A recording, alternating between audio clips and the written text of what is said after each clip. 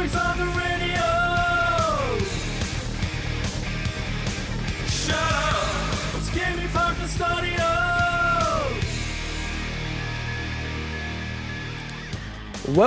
Welcome to the Big Week in Gaming podcast. And boys, it's been a big week in gaming. I'm integot for episode 36 on Sunday, the 21st of March 2021. As always, I'm joined by the official P3 himself nominated and approved Xbox Hall of Famer and number one challenger to the mantle of the greatest Xbox RPG player in the world, Swinny. Yo. And the guy in the middle, the game-loving, grind-hating, gamer anti-gamer, the interrupter and tree chief, the expert at Harvest Moon and Story of Seasons, Mike. Hello. I don't know why you assumed I identify as a boy, but hello. In this week's show, we'll be discussing Sony buying Evo, the biggest fighting game event of the year in the world. Our first look at the snazzy new controllers for the PSVR2. And we continue our Donkey Kong Retrospective series with a comeback title on the Wii and 3DS, Donkey Kong Country Returns. Oh, yeah. So I should say quickly, as always, we have plenty of things online. So we have our YouTube channel, which is Big Wig Pod, our Twitter feed at Big Wig Pod. But as always, like if you want to help us out, make sure you tell a mate about the show and help the show grow. No correction this week's boys. Amazing. Well, I will make my my ongoing correction that based on there's no. We're gonna move. intro. We're gonna keep the show moving. No, so I'll do two. I'll do. There's no corrections. I'm muting you. I've got to make I've this got two correction. quick updates. So one update is around Monster Hunter Rise. So I was complaining a long time about the Amiibo not being available in Australia. They are now available at the Nintendo store. So check out the AU Nintendo store. And Gotham Knights, a game that I was looking forward to this year, has been delayed to 2022, I guess, as per COVID. I kind of want to know what the correction is now. No, we don't. There is no correction. The intro was 100% accurate. Phil Spencer personally nominated Swinny for the Xbox Hall of Fame. We all know that. It's a part of the public record. That's not what I'm talking about. Oh, okay. Go on then. You should have let me actually finish. Go on. This whole time, I don't even like RPGs. And you've just been lying to the audience. Whoa, really? God. Yeah, I think they're a horrible genre. They force people to grind. They're RPGs, no good. No buenos. Fair enough. And Mike, what have you been playing this week? Well, before I tell everyone what I've been playing, I was at 7-Eleven today, and I think we've covered this before about how I buy 7-Eleven coffee. Yeah, you do. And I just need to make a PSA, a very important announcement. I took two $1 coffee cups, put them side by side at the machine because the machine has two holes where coffee and milk comes out of. And I pressed the $2 coffee button. Okay, two $1 cups. Two $1 cups. I'm showing them on screen here. I pressed the $2 coffee button, and you'd expect that both of them, in theory, should get filled. But they do not. They only come up at about 3/4.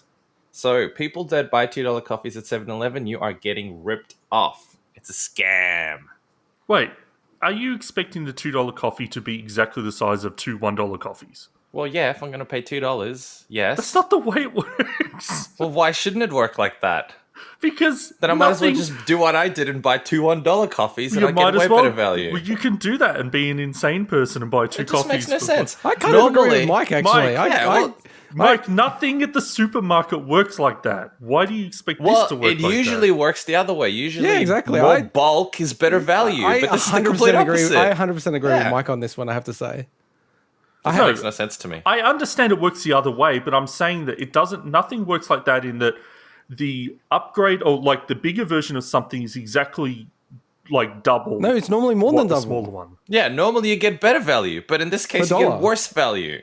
I agree. You're 100% on the money here. So I reckon it's a scam that people haven't caught on to, but I'm onto you, 7-Eleven. I want to hear people write in. You can tell that just by looking at the size of the cups. Well, no, you can't, because your brain can't calculate weird shapes like this and the volume they have. That's true. The brain's very bad at that, Swinny. Yeah, to me it looked like it might actually be this, but it's not. I think it's ridiculous to assume it would have been exactly. I don't think it's necessary. No, I thought it would be more, if anything. No. Yeah, same. But no, Yeah. it's not even equal. It's less. This is a rare occurrence where I'm It filled- 100% it filled on them Mike's up. side. Thank you. I reckon it. Like, if I was to take the cup, I think it only filled it up to about there, like, which is about 3/4. Really? Yeah, because think about it. The very end of it, proportionally, you can't even go like take a quarter there because that quarter chunk is actually more than, you know what I mean? Because it gets more narrow as it goes down. Yeah. Did you go the next So- step and then test a $3 cup with a $2 Well, and a $1? I will do exactly that before next You week's have to do a podcast. field report. You have to do I will some- do a field report, and I will do long blacks as well. So I will measure exactly how much coffee is in there versus milk proportionally, and cross-reference it across the $1, $2, and $3 cups. You know, I knew about that $1 coffee thing from Ozbargain. I saw someone write, make sure if you want two coffee, like if you want a bigger coffee, buy two $1, not one $2 one. I wonder if that You was have me. to carry 2 cups. It could have been you, actually. It could have been you saying about it on Ozbargain and I'd read it. Like, what if you're carrying something else? Then suddenly you've got to like stack them on top of each other. or Sure. something. Of course, there's that. And look, if you're environmentally conscious, yeah, you don't want to end up with 2 cups Yeah, 2 plastic lids. That's not because good. it's way worse. Yeah. Yeah. But I suppose if you bring 2 keep cups, That's And true. you have You just 4 get a big hands. keep cup and then you pour it in, right? yeah. Is the machine automated? Will it detect that you're using a different Well, no. cup? What you can do is what I did in the end is when you realize it's only filled in 3/4 of it, you just press the hot milk button and you fill the rest of it.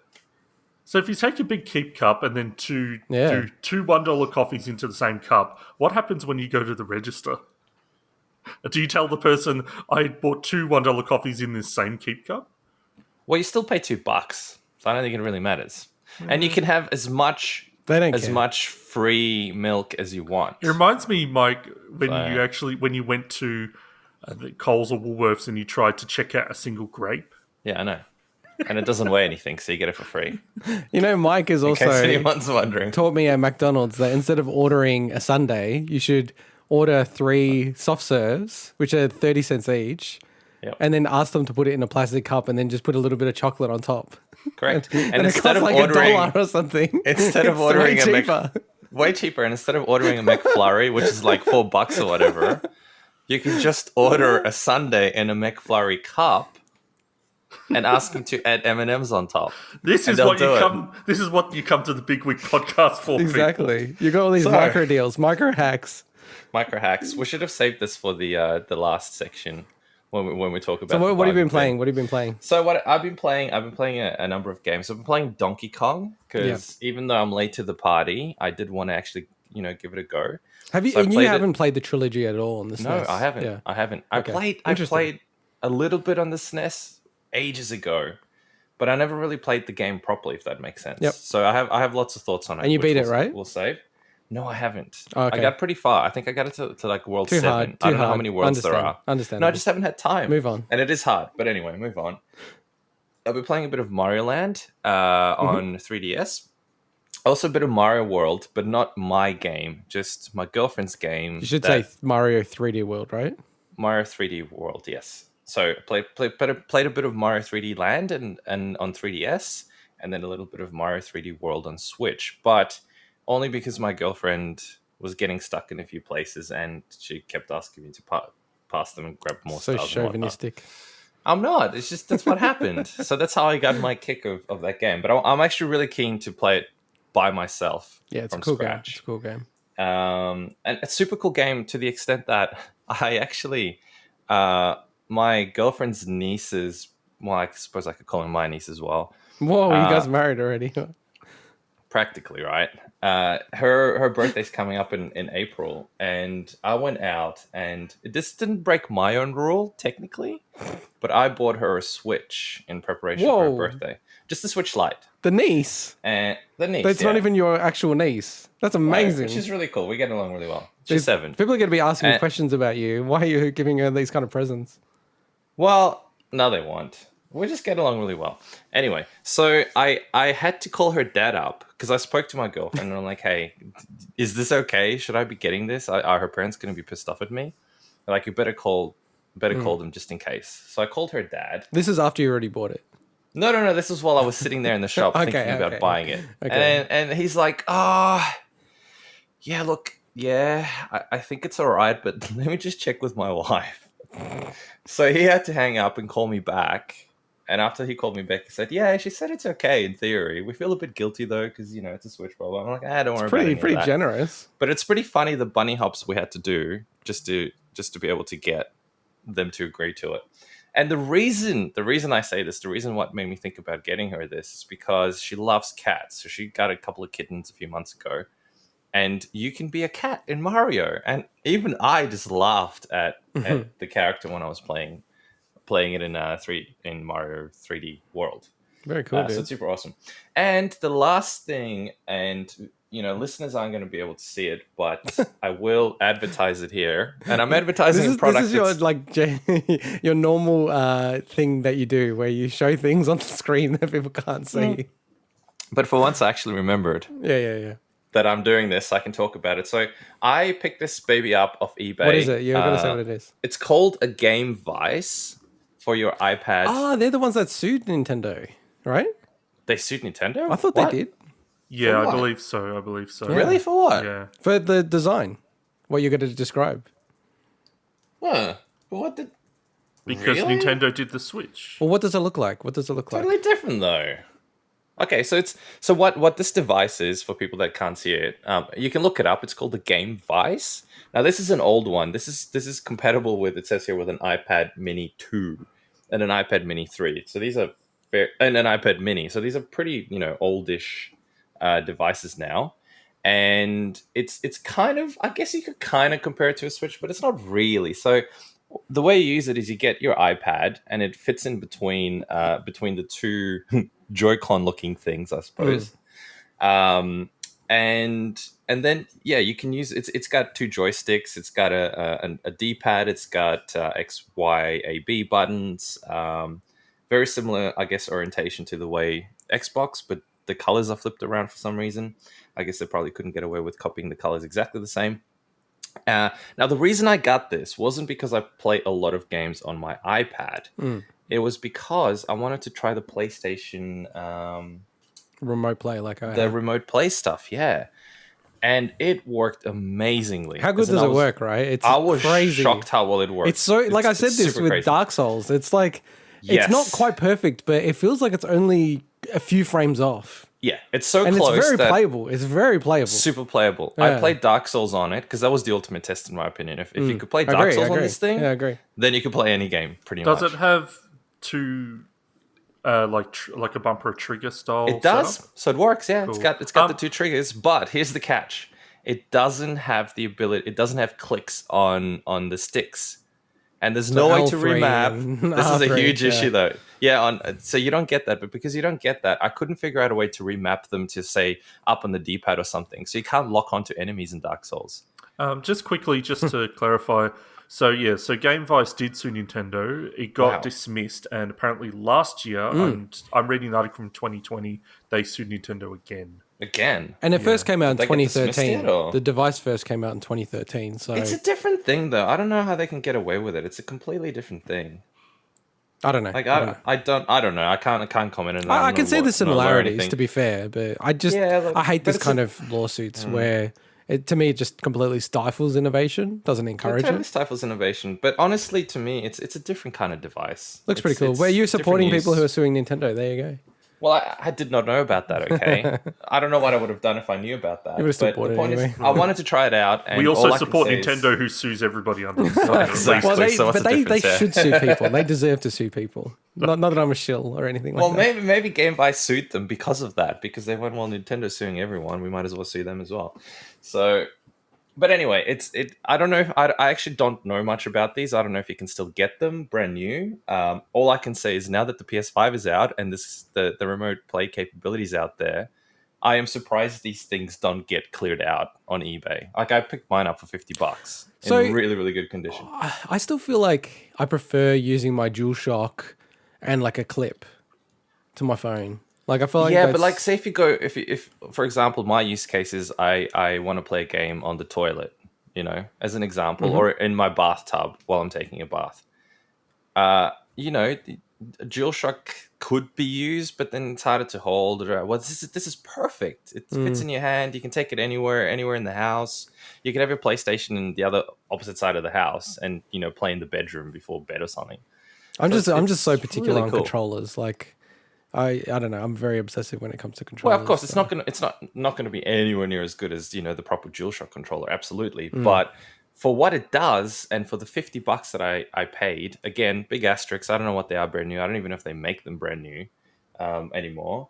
Oh, I Or think they if do. there's I think they do. third party copies of it. And the thing that blew me away, and I know you're like, ha ha ha, well, what do you expect? But it seriously actually did blow me away that it worked instantly. As in, I opened the app, I connected to my PlayStation, every single button automatically mapped, everything just worked straight out of the box. There was no updates, there was no app I needed to download, nothing. It just magically somehow worked. It was insane. I was actually blown away. My girlfriend was sitting there going, "You're right there." Like I'm speechless. I'm just surprised something just works out of the box as good as It's a this. miracle. It's a miracle. It's like magnets. No So one can anyway. explain it. Exactly. It's exactly like magnets. Yeah, How no, the like heck do for they people work? who do have a PS5, which is not a lot of people, unfortunately, but you should try remote play. It works.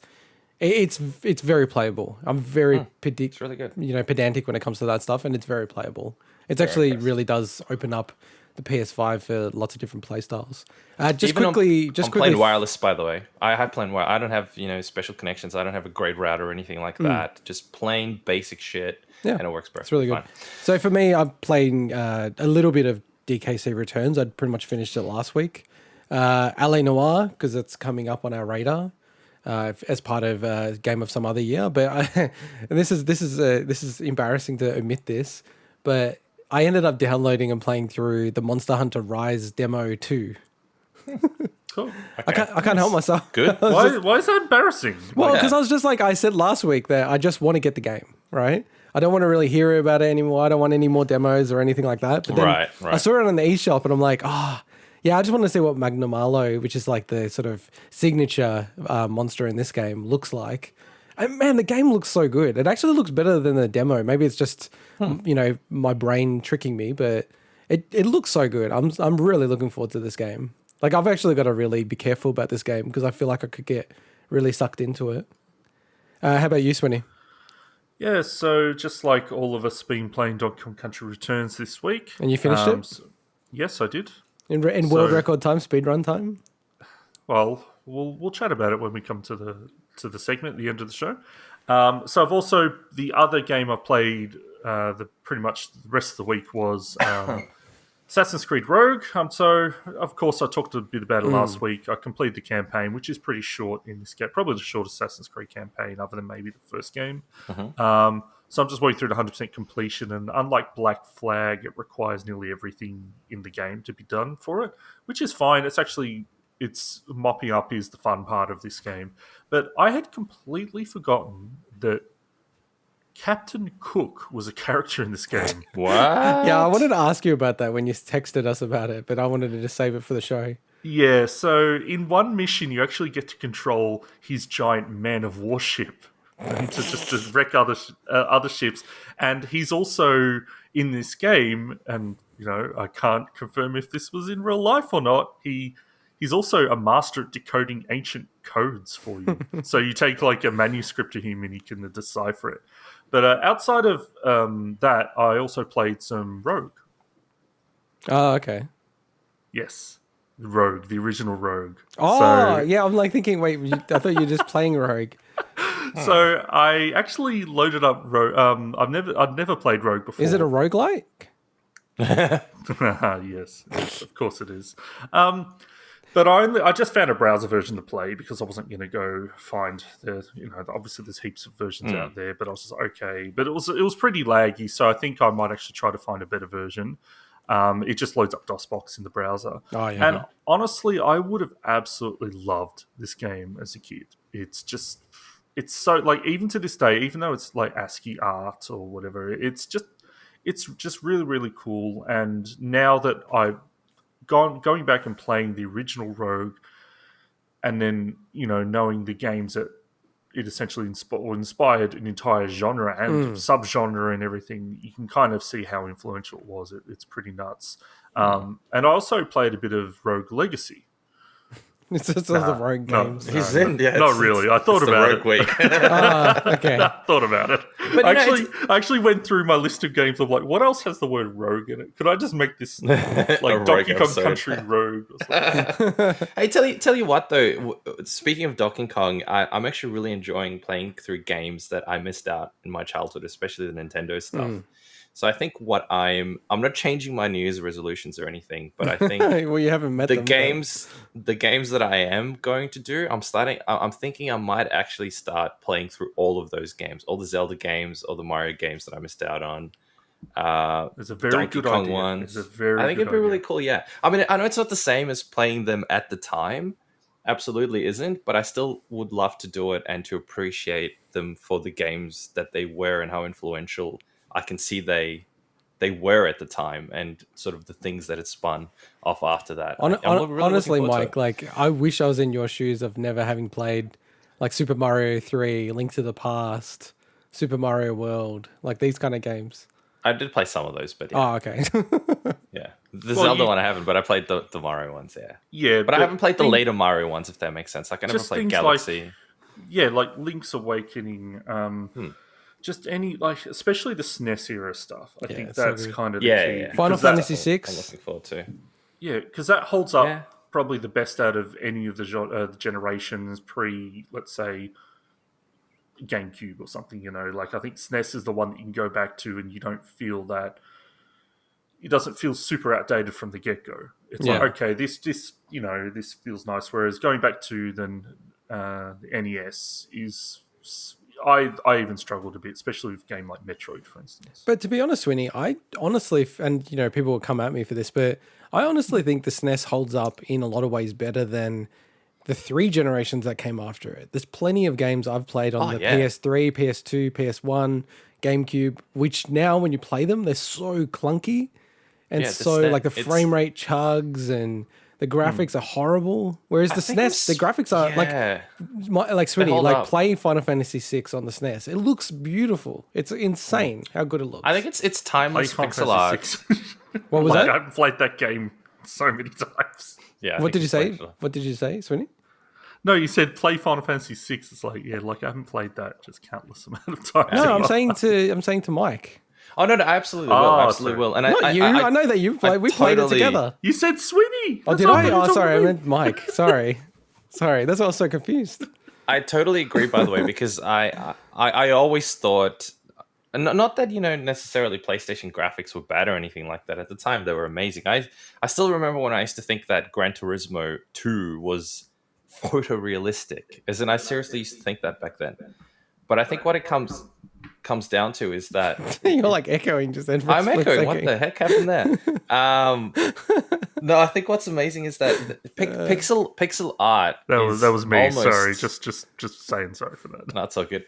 Pixel art is almost timeless, and I think the fact that you still get all these amazing pixel art games to this day is a testament to that. So that's why, SNES games are always going to look amazing in that sense. Yeah. All right, let's get into the news this week. In news that I know Mike is very, very excited about. Oh, yeah.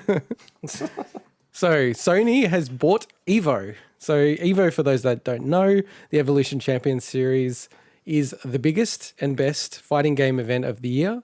And just to give you a quick context of like, especially Swinny and I, last year's Evo pre-COVID, I'd actually already scheduled leave from work so that I could just stay at home and watch Evo and just, watch it live as it's happening. And then obviously with the whole COVID thing and then as we'll maybe touch on, Swinny, all the events of last year and what's probably precipitated the fact that they've sold the tournament.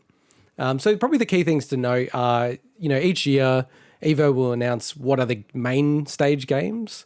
So there's usually about 9 games. And that in itself is a bit of an event because it's a very small editorial board that would select the games. And then, very famously and somewhat infamously, Smash Brothers has come in and out of contention for being at Evo. The tournament did start as a Street Fighter tournament, so I don't think there's been a single year where Street Fighter hasn't been one of the headliners, and that's usually whatever the latest mainline Street Fighter game is.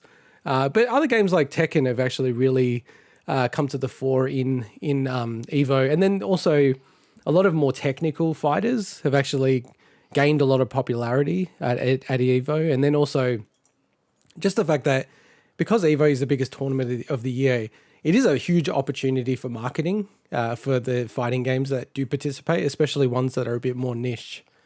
So, Swinny, did you want to cover the events of last year and sort of what probably precipitated the selling of the brand to Sony? Yeah, so I'm not going to say I know all the information, especially off the top of my head, but basically, with everything, the pandemic last year forced the physical version of Evo, which is held in generally Las Vegas every year, to not happen, as you'd expect, like all gaming events. But then on top of that, so what they had done, was then announced Evo Online, and had chosen a selection of games that had pretty well known.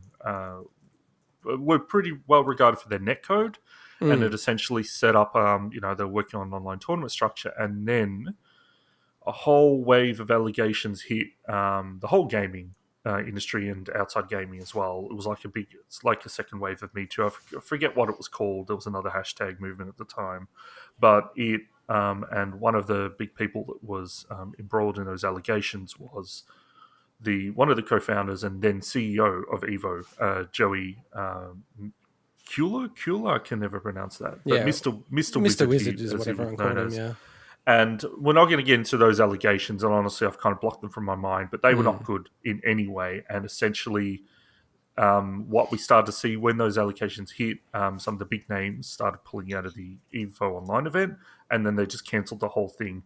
And at that point, people had no idea what was going to happen at Evo.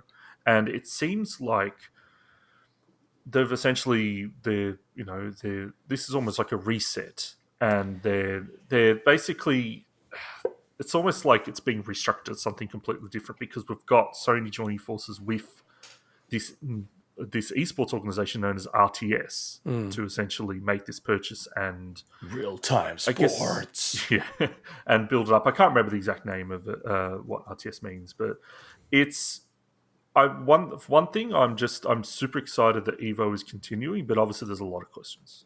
yeah, and what happened was, as I think you said it really, really well, Swinny. Obviously the allegations. Mr. Wizard did leave the organization that he started, and he was really the face and person behind Evo, as it was known back then, and as it's always been known up to this point. Really, when games got booted out, everyone blamed Mr. Wizard, or if games came in, they thanked him. And he did leave the company, but I do think Evo had a bit of a sort of a mark on its name. So to me, it makes perfect sense that they've kind of come out publicly and said, "Hey, like this has been sold," because I think it gives them an opportunity to reset and still retain, themselves as being the biggest fighting game tournament in the world. The interesting thing is, Sony's always really supported the fighting game community, the FGC and FGC games as well. So, a lot of people don't realize that the games like Street Fighter are actually only on, like Street Fighter 5 is only on PS4 and therefore PS5 as well. It's not even available on Xbox. So the one thing that's interesting to me is because Smash Brothers was huge at Evo when it was available in 2019, and it was going to be available as Ultimate in 2020, is will Sony allow Smash Brothers to go to Evo, and then B, will Nintendo allow for Smash Brothers to go to Evo in the 2021 edition? Now, I have a very firm view, but do we want to read out the statement first, Swinny? Yeah, so after the news came out, Nintendo released a statement that basically said, Nintendo has enjoyed engaging with fans at past Evo tournaments and wish the show organisers the best with their new venture. We will continue to assess Evo and other opportunities as we plan for future online and offline Super Smash Bros. Tournament activity. What's a laugh for, Mike? No, nothing. Just I've worked with PR stuff before, and this is just, so many words, yet says so little. I totally disagree. Nintendo generally tries to like doesn't even comment about these kind of things. The only This time isn't even a comment. It's like such a no, but you got to understand we're not really doing anything. But you got to understand the organization and how they operate, right? Nintendo almost never comments. Like, you go through all things that happen around Nintendo and Nintendo things, they refuse to comment. They just don't put anything out there. When they do, it's always a bad sign. So they did this with there was a college tournament. So basically, there was these folks who wanted to set up a college, like a version of Evo, but for colleges across I think I America. remember something about that. Yeah, And Nintendo yeah. sent something out early saying basically like, we're looking at what our options are and all these kind of things. Yeah. And then later they sent a note to the organizers saying you cannot use Smash Brothers at your tournaments. And that was the most popular game at the tournaments. To me, I look at this and I go, Sony's running it. Sony and Nintendo have bad blood going back, 30 years. I think that this to me means like Smash Brothers will not be going to Evo. Like they won't allow it to go to Evo. Yeah, but that's what I'm trying to say. They're subtly it's such a political thing to say as it's opposed PR. to just saying we're not doing it. By the way, We're pulling out. We covered that story back on episode 23. of the Yeah, podcast. because I do remember that actually. Yeah, I remember. Yeah. I don't know if I was on the podcast at the Yeah, time. and all of Sounds these like I events was, were but yeah. just after we started just before we started the podcast. Because I remember Swinny and I talking about it, offline, obviously, and the podcast hadn't started with all the crazy stuff happening in the Smash community as well. But where do you think this goes? Do you think this is like Smash Brothers is going to be going to Evo, Swinny? Not in 2021, that's for certain. Because not only would Nintendo not only have Nintendo probably not 100% made their full decision on it yet, but also it's Evo Online for 2021. So they're not going to choose Smash Brothers anyway this year. Yeah. So, and that's one of the reasons why if people are looking at those initial batch of games that they've announced for the EVO Online event in August, which is Street Fighter V, Tekken 7, Mortal Kombat 11, and Guilty Gear Strive, well, one of the reasons Smash Bros. Wouldn't be there is because, 100%, it's not a game that you'd run an online tournament for. Yeah, the netcode's terrible. Yeah, but with this, so I was watching some stuff. So Maximilian Dude, very well known in the fighting game community. And he had a really interesting take on this. Is that this is pretty much up to Nintendo, I think. Oh yeah, It's definitely. very much and I agree with his thoughts exactly that Evo and probably Sony would be more than happy to have Smash Brothers at an Evo event, an in-person actual tournament event. But it is the question of if you've got Smash Brothers being presented and essentially the people that the tournament organisers report to are Sony executives. This would be almost against Nintendo's way of working to probably ever allow that. I mean, just when Evo in the past, Nintendo has been so tricky to deal with. Or and that was when block games from going. Yeah, and that was when Evo was completely independent from any other games publishers. I honestly think this is the last we've seen of Smash Brothers. I think this gives Nintendo the opportunity to pull out and argue that, well, look, like they never say it publicly, but I think the perception, because people are already saying they don't think Smash Brothers will go back to Evo, and I think they'll just take advantage of that. I honestly think they never wanted it at Evo. I think, they have pulled it from Evo, like either Melee, and, they've had a huge amount of backlash for doing that. And I just think, especially all the events last year that happened, Swinny. So there was, as you said, there was so many allegations and substantiated allegations against like lots of different, gaming spheres, but including FGC and Smash Brothers community. I feel like Nintendo, just given their stance of being, super family friendly, they don't want to be associated with anything like that. So I feel like they'll take this as an opportunity to also try to pull out Smash Brothers from as many events as possible. Because I genuinely don't think they want that whole scene to happen. Because I think they just look at it as downside risk for their brand. Now, I think from a commercial perspective, it's kind of crazy because it certainly like helps sell Smash Brothers. Yeah. But, they're always looking at the super long-term Nintendo and looking at their brand and corporate image and things like that. And that kind of outweighs anything else that they do. So, look, if Smash Brothers does get pulled next year, so in the 2022 edition, imagine when you can have it face-to-face, Swinny.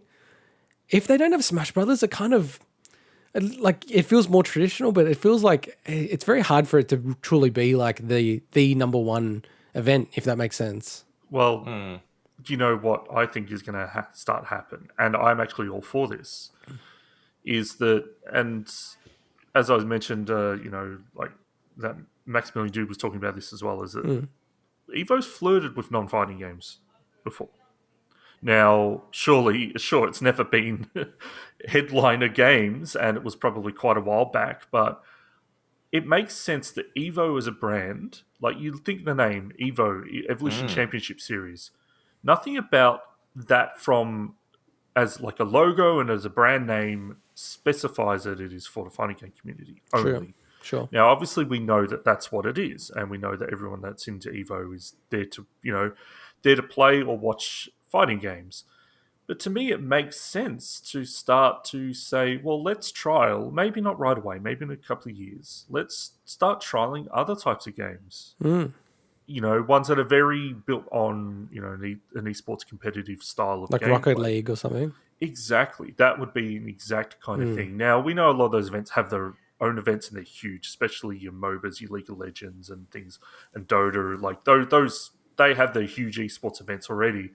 But this is also a really good opportunity for Sony to start also, pushing some of their stuff. And I'm all for it, honestly, because I like the idea of Evo becoming more than it is. Because as much as it's huge and it's I love watching. Like, I generally don't watch the actual event. I usually just catch up on the highlights and stuff. But I like the idea of Evo becoming bigger than it has been in the past. And I think the only way you do that is by starting to move a little away and experimenting. Yeah, because I mean, just like going on from there, I think, what I would love to see one day, and it was kind of going to happen with the Olympics last year, and now I'm not sure what the status is. I should check it. But last year, pre-pandemic, what was meant to happen was Street Fighter V and Rocket League were going to be the lead-up events to the Olympics. And they were going to have people participate from countries. So you had to qualify. You could qualify Rocket League in Australia and then represent Australia at the Olympics. Well, awesome. It wasn't officially, but it was in conjunction with the Olympics. But they were very clear. It was like, this is not the Olympics, but it's kind of like in collaboration with the Olympics, leading up to the Olympics. So officially collaborating with the Olympics. But not being the Olympics. But it's kind of like, fair enough. I think there is a opening for someone to do something like that. I think if you did a really short 1 week event and you had, some of the biggest competitive games in the world, and then you had people from different countries competing for gold, I don't know. I think that's a cool event, man. I'd be all for watching that. So I'd watch that. It's basically the Olympics at that point. Oh, It would be the Olympics. I'm sure that joke has been made thousands of times. Maybe, yeah. I don't know, because I'm not sure if it's a joke, but we'll see. You laughed. No, I liked it. But yeah, and Evo, to your point, I think Evo could do that. Like, I could totally see them going, hey, let's do it for a week and, branch it out to something different. I reckon that'd be pretty cool, actually. See, and a lot of people are going to hate this, but I think if this helps Evo to grow, and obviously it's helping to continue because who knew what was going to happen. I'm happy with it losing Smash Brothers if it grows Evo in general. But I know for a lot of people that is not something they would want. So I understand. I just think it's a shame because when Smash Brothers was there, it's such a cool opportunity to actually, go, yeah, hey, it's all the best fighting games and the communities at one event, but you kind of lose that. But, that's part of life, I guess. All right, well, let's move on to the next story. So earlier this week, again, through the PlayStation blog, Sony have announced PSVR2 controllers and shown off images of what those controllers look like. They're continuing this strange drip feeding of information about PSVR2, I think partly because they need to work with developers and a lot of this stuff would have leaked anyway, so maybe they just want to get in front of it. But the one thing that I did find strange is like these controllers look actually production ready. Like it looks like, they're very clear. It's not the final designs, but they look all but final designs of what the controllers are going to look like. So they're orb shaped. If you've ever looked at what the Oculus Quest 2 controllers look like, it looks a bit like that with orbs around the actual controllers. Look, to me, they actually looked like a copy of the Quest controllers to the extent that I wonder what patents they're using, copying, breaching. I have no idea. But they're a lot more. So with the Oculus, you've got the ring that kind of goes around the front where the sensors are as well. Whereas this thing kind of goes around your hand bit as well. Yeah. It's definitely more orb shaped as opposed to just a circle around. Yeah. And I think like two parts of it, the orbs themselves are used to detect where your fingers are placed. So it allows you to make gestures with your fingers, similar to the Oculus Quest and the Valve Index. So then you can actually manipulate all of your fingers and it will manipulate them in the game as well as having buttons. So they have trigger buttons, grip buttons, and then they basically have the sacred symbols of the PlayStation controller, two on one side of the controller and then two on the other. So there's two controllers. So it's split across both. I think it looks really cool. Like they look very, very slick. Like they probably look like the best controllers I've seen from VR controllers. And it's interesting, given that they are sending these out to developers, you do get the sense that this could be like a, holiday Christmas period next year when they release PSVR2. These things look really, really cool. Like, They look neat, yeah. They're just, you look at him, you're like, man, I just want to try that. Yeah. That's To the the thing future. when I see it, I'd be really keen to see what the actual headset itself. Obviously, it's more about the functionality than look, because when you're wearing a headset, you can't see it. But still, I'm just keen to see what the headset looks like. I love the way the PSVR looks. I mean, I could actually just reach right here while we're talking. You guys keep going. I'll give me 2 seconds. Plus, we are a podcast, so. But what I thought, just on the design, Swinny, the thing that I thought was strange, because just describing it, if people don't look at it online, they're all black matte. Like everything about it is all black matte. And it actually looks more like this was built for the PS4. Like the way that the PSVR 2 controllers look, they look like they're designed for the PS4's design language. And then Mike's just showing the PSVR, which was released on the PS4. The PSVR looks like it was designed for the PS5. For the PS5, yeah, exactly. It's really weird because it's got the very sharp white and black aesthetic. It was a really cool looking VR headset, to be honest. I love the look of it. Do you think, and it's probably got nothing to do with it, but do you think that's just because just the way production has been? I know that's more about like microchip stuff, but do you think it's just like, well, let's just produce these how we can and they still look nice, this year? Maybe, yeah. I don't know. I don't know. I just think that, working with designers a lot, I think they just get bored of things so quickly. So I do wonder, It goes in cycles. with the PSVR, it feels like they had a certain language that they were using. They would have had to design the PS5 a long time ago. So it feels like that was a period of time when they did all of that, and then they've moved on. And I feel like this is the next run through of their design language. But it looks amazing. It looks very slick.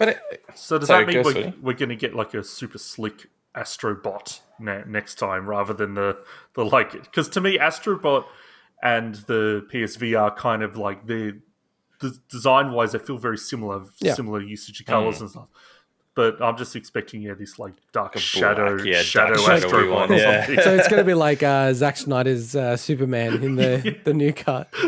Black Superman. Astrobot Snyder Honestly, cut. it just goes in cycles. I don't think it's not so much just designers as well. I think it's also consumers that go in cycles. I remember when the Xbox 360 came out and was white, and there was a contrast to the black PlayStations. Yeah. Everyone went, "Oh my god, this looks so cool! It's amazing!"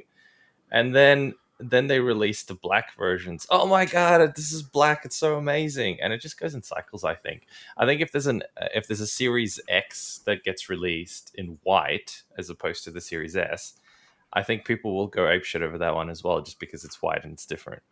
You're just triggering me on these cycles. You're triggering me on the naming conventions on Xbox, because what the hell are they going to call the next revision of the current gen for Xbox Series X/S? Because if they call it Xbox Series X2 or Pro, I'm going to kill myself. Like that is going to be horrible if they do something Xbox like Series 360. Xbox Series Xbox Series One. That's probably what they'll do. 1X. Oh God! Imagine that. Oh my You God. laughed because you're thinking that could be a possibility. Oh my God. You're like, that could actually be possible. But yeah, with the PSVR2, Mike, you're an owner of the PSVR1. Are you thinking about picking up the PSVR2 when it comes out, or you just wait and see?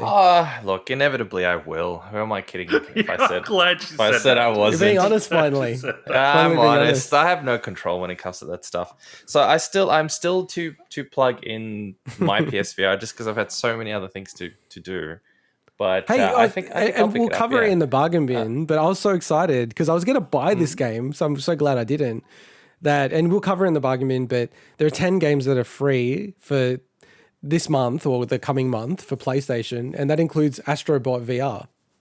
As well as Moss. Go grab Well, it. yeah, no, I know, but I'm just calling out Astrobot because that's a game that I was going to buy just randomly. I'm like, I'm going to buy this because I'm going to be annoyed if I can't get this later.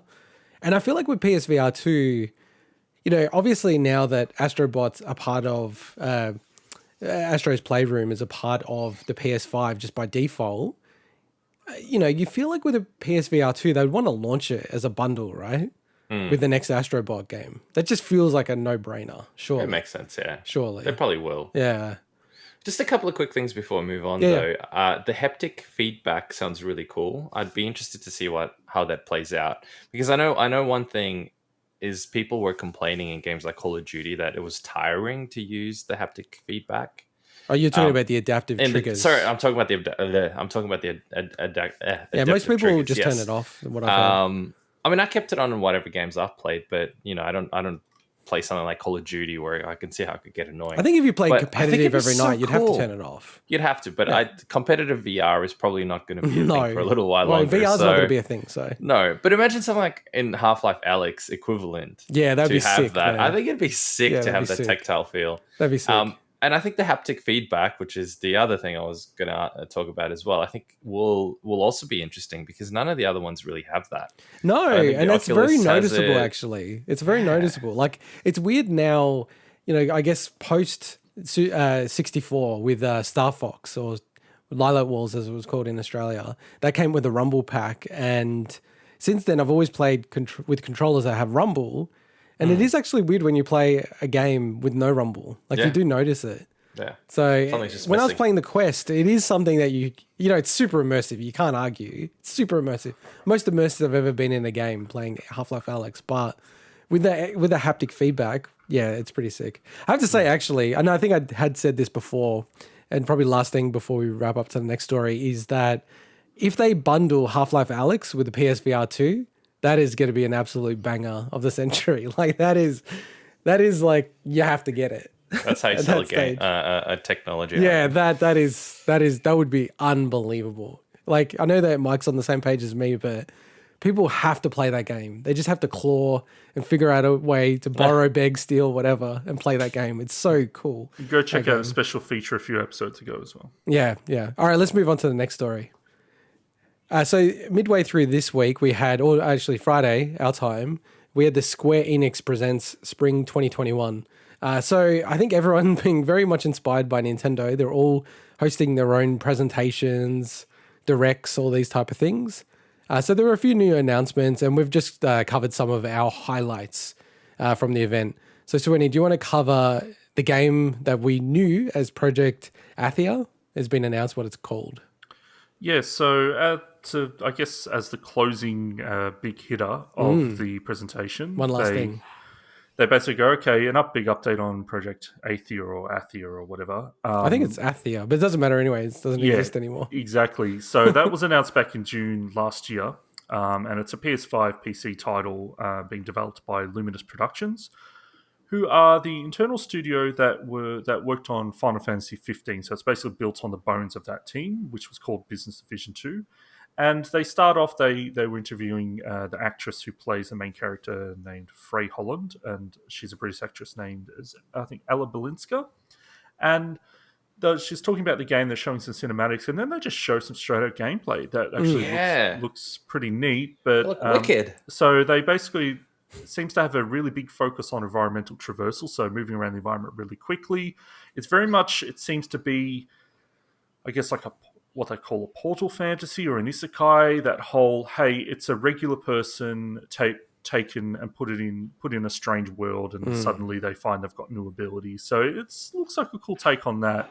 So the game is due next year, 2022, and has been renamed as Forspoken, which I actually think is a pretty cool name. It's a cool Decent name. name. You know, names, I think the key with names, if you don't go, that's a terrible name, it's actually a good name. Yeah. Because you just grow into it. If it's a good game, everyone goes, Forspoken, what a great game, blah, blah, blah. So Mike, it sounded like you liked the way it looks. Oh, yeah, absolutely, yeah. So I saw some previews before, and now actual gameplay and stuff, yeah, it looked good. Definitely picking this one up. Yeah, like, so for me, like, I'll just throw you in a second, Swinny, but I just was like, this just to me looks so generic. It just looks like every other game I've seen recently. It just did not intrigue me one little bit. But it looked really polished. I actually compared to really a lot loved of games I've seen recently. and I don't want to get too PC about it, but I love that like they had like a woman of color as the main character. It's, you know, I really like that element of it, and I kind of like the setting and everything. But just the game itself to me just looked like meh. Like I would have to see the game and maybe play it to get a sense of it. But I just like the look of it. How about you, Swinny?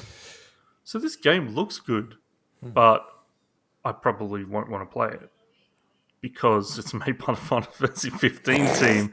And the thing with Final Fantasy 15 or something. Wow. Hey, well, no, we have to put your bias on the table. So this is a PS5 PC only game. oh, that's got nothing to do with so it's what not I'm an saying. Xbox game. Yeah, that's got nothing to do with what I'm saying. So Final Fantasy 15 looked great, but the stuff that I loved about Final Fantasy 15 was the parts that were more like Final Fantasy. So assuming we don't know that much about the way this game plays and its mechanics or anything, likely it's not gonna be like Final Fantasy 15 with those elements, but it's gonna have probably the parts of Final Fantasy 15 I didn't like. That's what I'm expecting. So this, to me, if it's the same team and if they do it in a similar style, it's going to be super flashy, look great, but probably just not be a game I actually enjoy. So I'm kind of down on that, but I'd love to see more. I'd love to be proven wrong. Let's wait and see. And we don't even know if it's technically an RPG or not. I mean, Final Fantasy 15 in a lot of ways wasn't. So it's probably, if it's essentially just an action, in a lot of ways, particularly in gameplay, in combat and stuff. So we will see. To me, it's a wait and see. It's wait and see. Okay. Yeah, no, I agree. So I agree. one wait and see.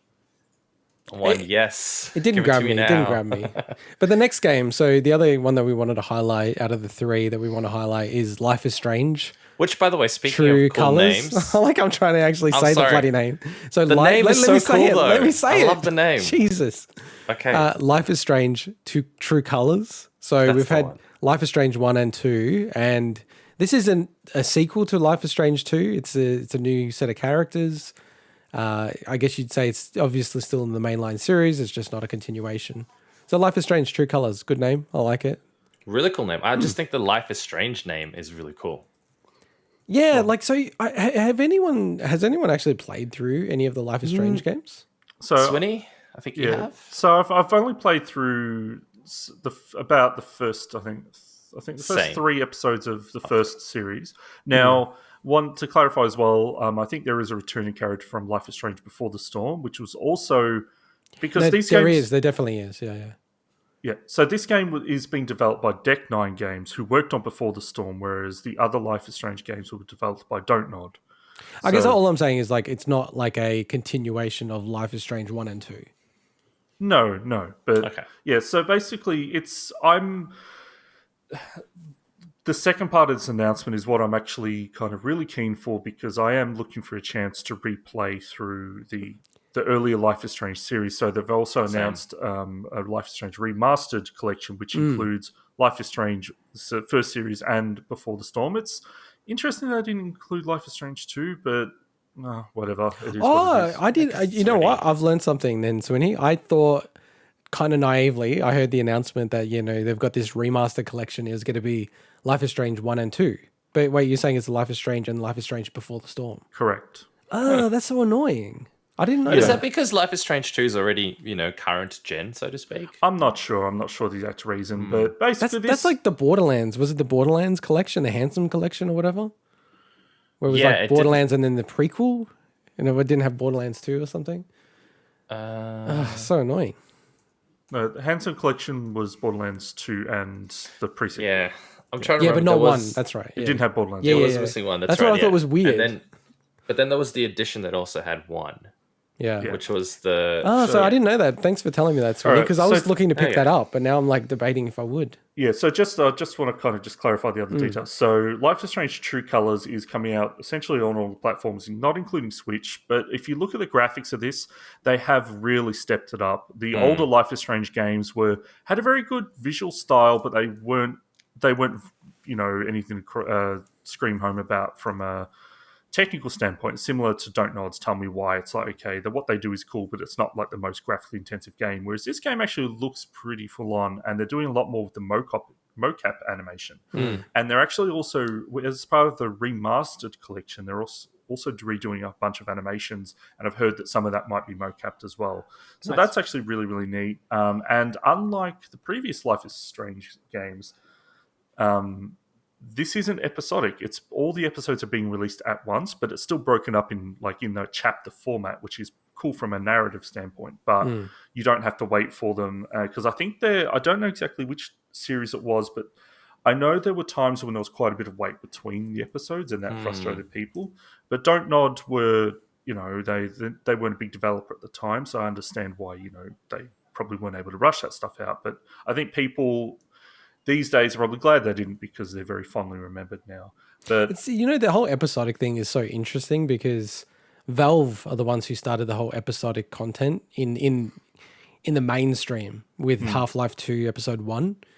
And I genuinely feel like it has not worked in general across the industry whenever it's been employed. Like, there are great games that have been episodic, and history's definitely shown that, but I feel like it's just the amount of frustration people get, and I still question whether you get as much money, like commercially, if it's actually a smart idea anyway.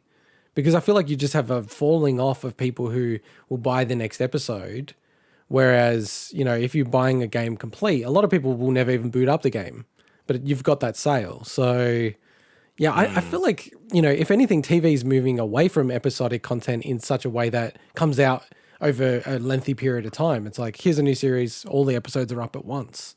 That's becoming more common. So. I think it goes back, for me personally, it goes back to the whole playing DLC for games like Dark Souls. It comes out so much later that I struggle to go back to the game, because I'd either have to go through the whole game again, or at least halfway through the game to be able to get to the DLC parts, and I just give up. So I think it's kind of the same as this. I actually waited till all of the episodes were released, and then I was going to play, and then I started playing it before whatever other reason I stopped.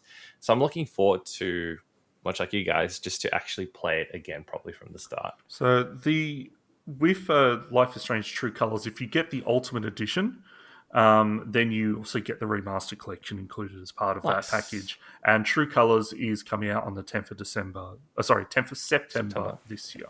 Yeah, and they did confirm that the remaster will come out at a later date this year. So you'd probably think 1 or 2 months after that. And Forspoken's coming out in 2022 at this stage. And then the final game that we wanted to mention was Tomb Raider Definitive Survivor Trilogy, which is a bit of a mouthful. So celebrating the 25th anniversary of the Tomb Raider series, which is pretty cool. One thing that I got really sad about, I guess, is that it's a digital-only bundle at this stage, and there's been no announcements of a physical version of this. So it's the Tomb Raider trilogy with all the DLC, and this is is this the third iteration of Tomb Raider, you'd probably say, Swinny? Yeah, so this is basically you had the original games, you had the Legend trilogy, and then you had the, I guess they're calling it Survivor trilogy, which is a very apt name. With this as well, obviously Square Enix is going to make a big deal of this regardless, because they're releasing a new, bundle, but so many games these days are just like, you go on the Xbox or PlayStation Store and it's like, okay, a bundle of these two games, a bundle of these two games digitally. And it's just it's just that. It just feels weird that this is, there's nothing really special about this other than the fact that it includes all the DLCs. That's the only thing that I think is the call out. Well, but go on, sorry, Mike. No, I was just gonna say with the DLC and stuff, I'm so confused as to what I own because I know I own some of these games already. Yeah. But then when I go there, because of the way the DLCs have been split up and the way you have ultimate editions and this and that, I've lost track of what I actually even have access to now. It's so confusing. And these games have, for example, at the moment, they're actually, I mean, I don't know if they will be when, dear listeners, you're listening to this podcast, but at the very moment when we're recording this on Sunday the 21st, they're on special on Xbox. Oh yeah, all these And games go on it's special all just- the time. There's so many DLCs though. It's just outfit this, outfit that, a bit of this, a bit of that. They're not even like, major proper DLC things. We're talking about a whole bunch of really small. There are proper DLCs for There are proper DLCs, of course, too. But if you go there to look at the Xbox specials, there's pages worth of outfits and stuff like that for this game, which isn't a bad thing. I'm not saying anything against that. It just makes it really confusing when I go, do I have that piece of content or not? The reason why I feel this is weird is because all three of these games are were on that generation, because this is essentially so it just feels like just a packaging, just a new SKU of that. It doesn't feel like there's anything. There's nothing else special to it, so it's just weird. That's why I got really confused by it, Swinny, because in a game that definitely was inspired by Tomb Raider, the Uncharted series, you have the Nathan Drake collection, so the Uncharted games all on one format you can buy physically, which to me it's like, oh, that's a cool way to package them all up, get a new generation of people playing those games. So I was actually looking at it going, okay, if they have a whole PS5 version of Tomb Raider Definitive Survivor Trilogy, or even PS4, that's something to keep my eye on and I might pick up. But just having it as a bundle, it feels like we're getting an announcement for just a package that honestly how long does it take? Like a day to package it up? Like seriously. And they're always on special by themselves that, I don't know what the cost of this will be. They are always on special.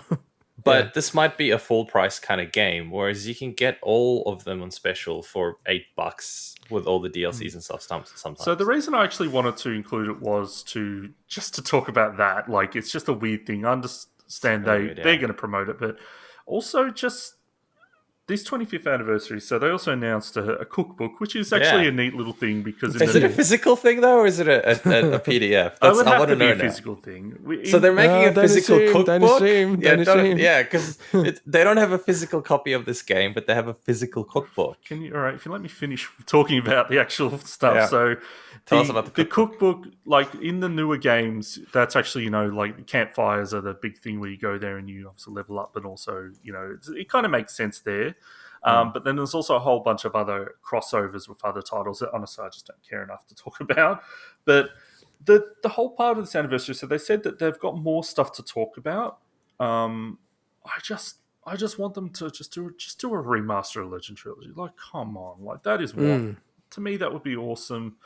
There's obviously more. There's a lot of work involved in that, so I don't know if it makes business sense, but doesn't feel like it makes Swinny sense. It makes Swinny sense. My sense of it's not going to happen. Do it for the Swinny Foundation. Just the way they talk about it as well feels like they're ignoring that second generation of those games. But I mean, it's the same developers as the newer ones. It's not like it's a completely separate group. I know. So. Yeah, so be careful with Tomb Raider because it's very weird at the moment. I was just checking it on the PlayStation Store. You can buy Shadow of the Tomb Raider Definitive Edition for $85 Australian, or you could buy Tomb Raider Definitive Survivor Trilogy for $70 Australian. Wow. That's pretty great. And that includes all of that one game plus 2 extra games. Plus the other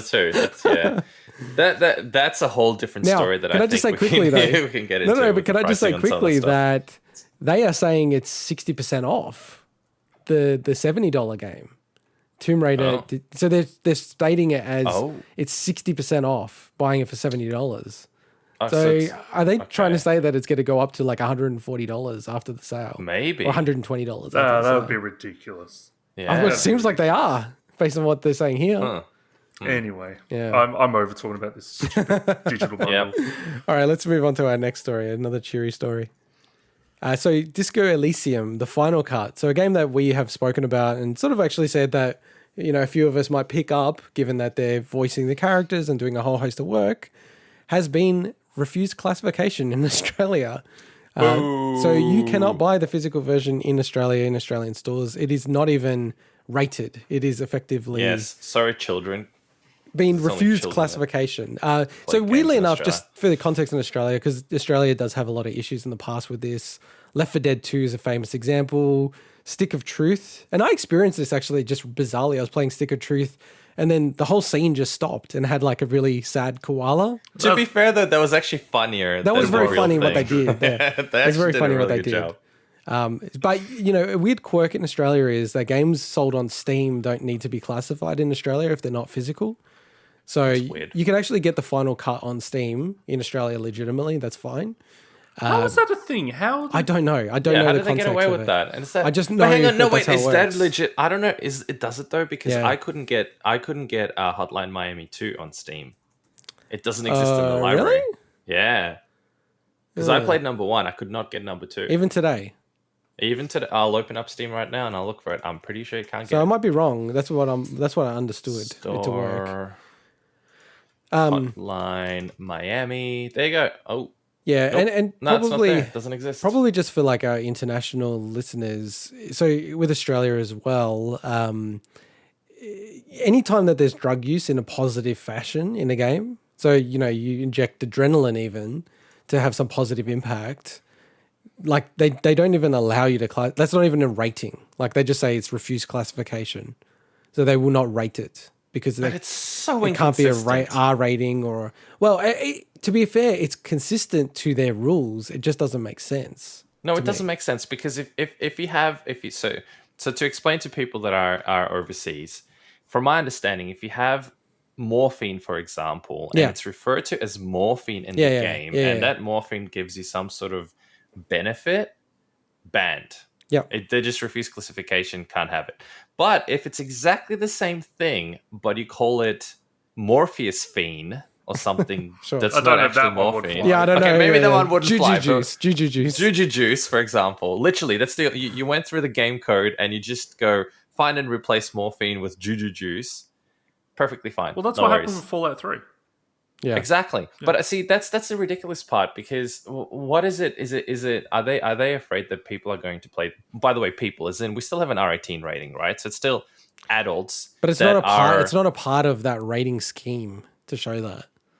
Yeah, That's no, the but weird thing even in what Australia. I'm trying to get to is we have a rating system that already classifies age groups, and I think that's quite important because there's no denying that a 7-year-old won't make the same kind of decisions as an 18-year-old.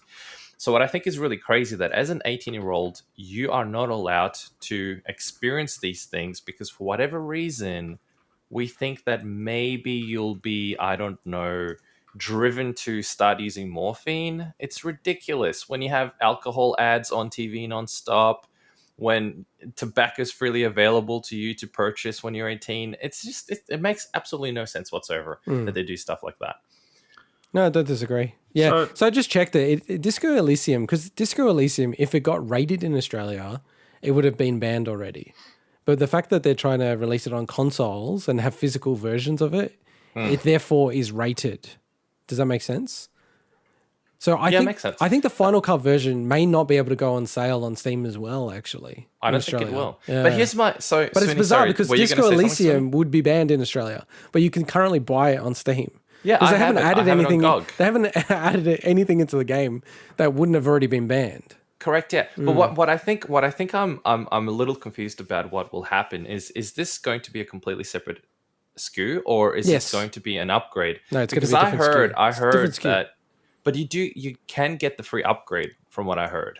Oh, So, really? Oh, I heard you can. So I will look that up right now. While I think Swinny, you were going to say something. No, it does say that. It does say free upgrade. pretty sure you can get a free Interesting. upgrade. Shit. Does So I that mean wonder it'll how that get, works. taken off sale? Well, I assume. Well, no, I just assume you don't get that free upgrade. Damn. So, yeah, I don't know how they'll deal with Especially this. as a small developer, they're not going to be able to spend the time to No. do separate upgrade functionality just for the Australian people. Yeah. So. I think that at this point, we need to be prepared for Disco Elysium to be removed off sale, for Australia. I Wow. wouldn't be as well. surprised if it's actually going to be completely removed. so- but then again, Hotline Miami 1 didn't get removed when Hotline Miami 2 got refused classification. Yeah, but and there's a big you can kind of difference. see it's different, but you can see the Different game. parallels where how they could have easily gone. If you, it's anyway. No, It's so it's such a Mike, huge topic. Mike, I think we need to dedicate a whole. Let me clarify that one. The reason was because Hotline Miami 2 included a depiction of rape in it. Yes. That was the yes, specific I remember reason that, Yeah. from my understanding, Hotline Miami 1 didn't. So what I was actually going to mention before is that there are situations that I'm all for games not being rated, whether it's Australia or not, right? There's games like Hatred is a pure example. I had to look up the name. I'm like, what is that bloody name? I can't remember Which that was a one. mass murderer game yeah. that was just really grim and dark. And to me, there's just no place for games of that with that tone and stuff, in my opinion. But when you're talking games like I'm clarify, I'm not for this decision whatsoever, or many of the decisions that the classification board in Australia has made in the past, especially Left 4 Dead 2 being the most ridiculous one. Yeah, that was super ridiculous. But one thing is, I'm just glad we don't live in Germany, because they've got a way worse than they're us. way worse, yeah. Way worse than They've us. gone bonkers in the sense that because of what's happened in the past, obviously. Yeah. The pendulum has swung so far the other way that they've banned so many of those things. But I It's kind of insane. understand, like, they've got history there, obviously, and Yeah, they've got a yeah. history, but what are they worried about repeating history or No, something? 100% What exactly they are are. they trying to? 100% they are. Solve Just- with that? literally it. Just jump, like, whenever you get a chance, jump on. There's a Wikipedia article, list of banned video games, and you go to the Germany section, My Little Pony. and it's like, oh my god, there's Yeah. so many games. Now, I don't know if they're all.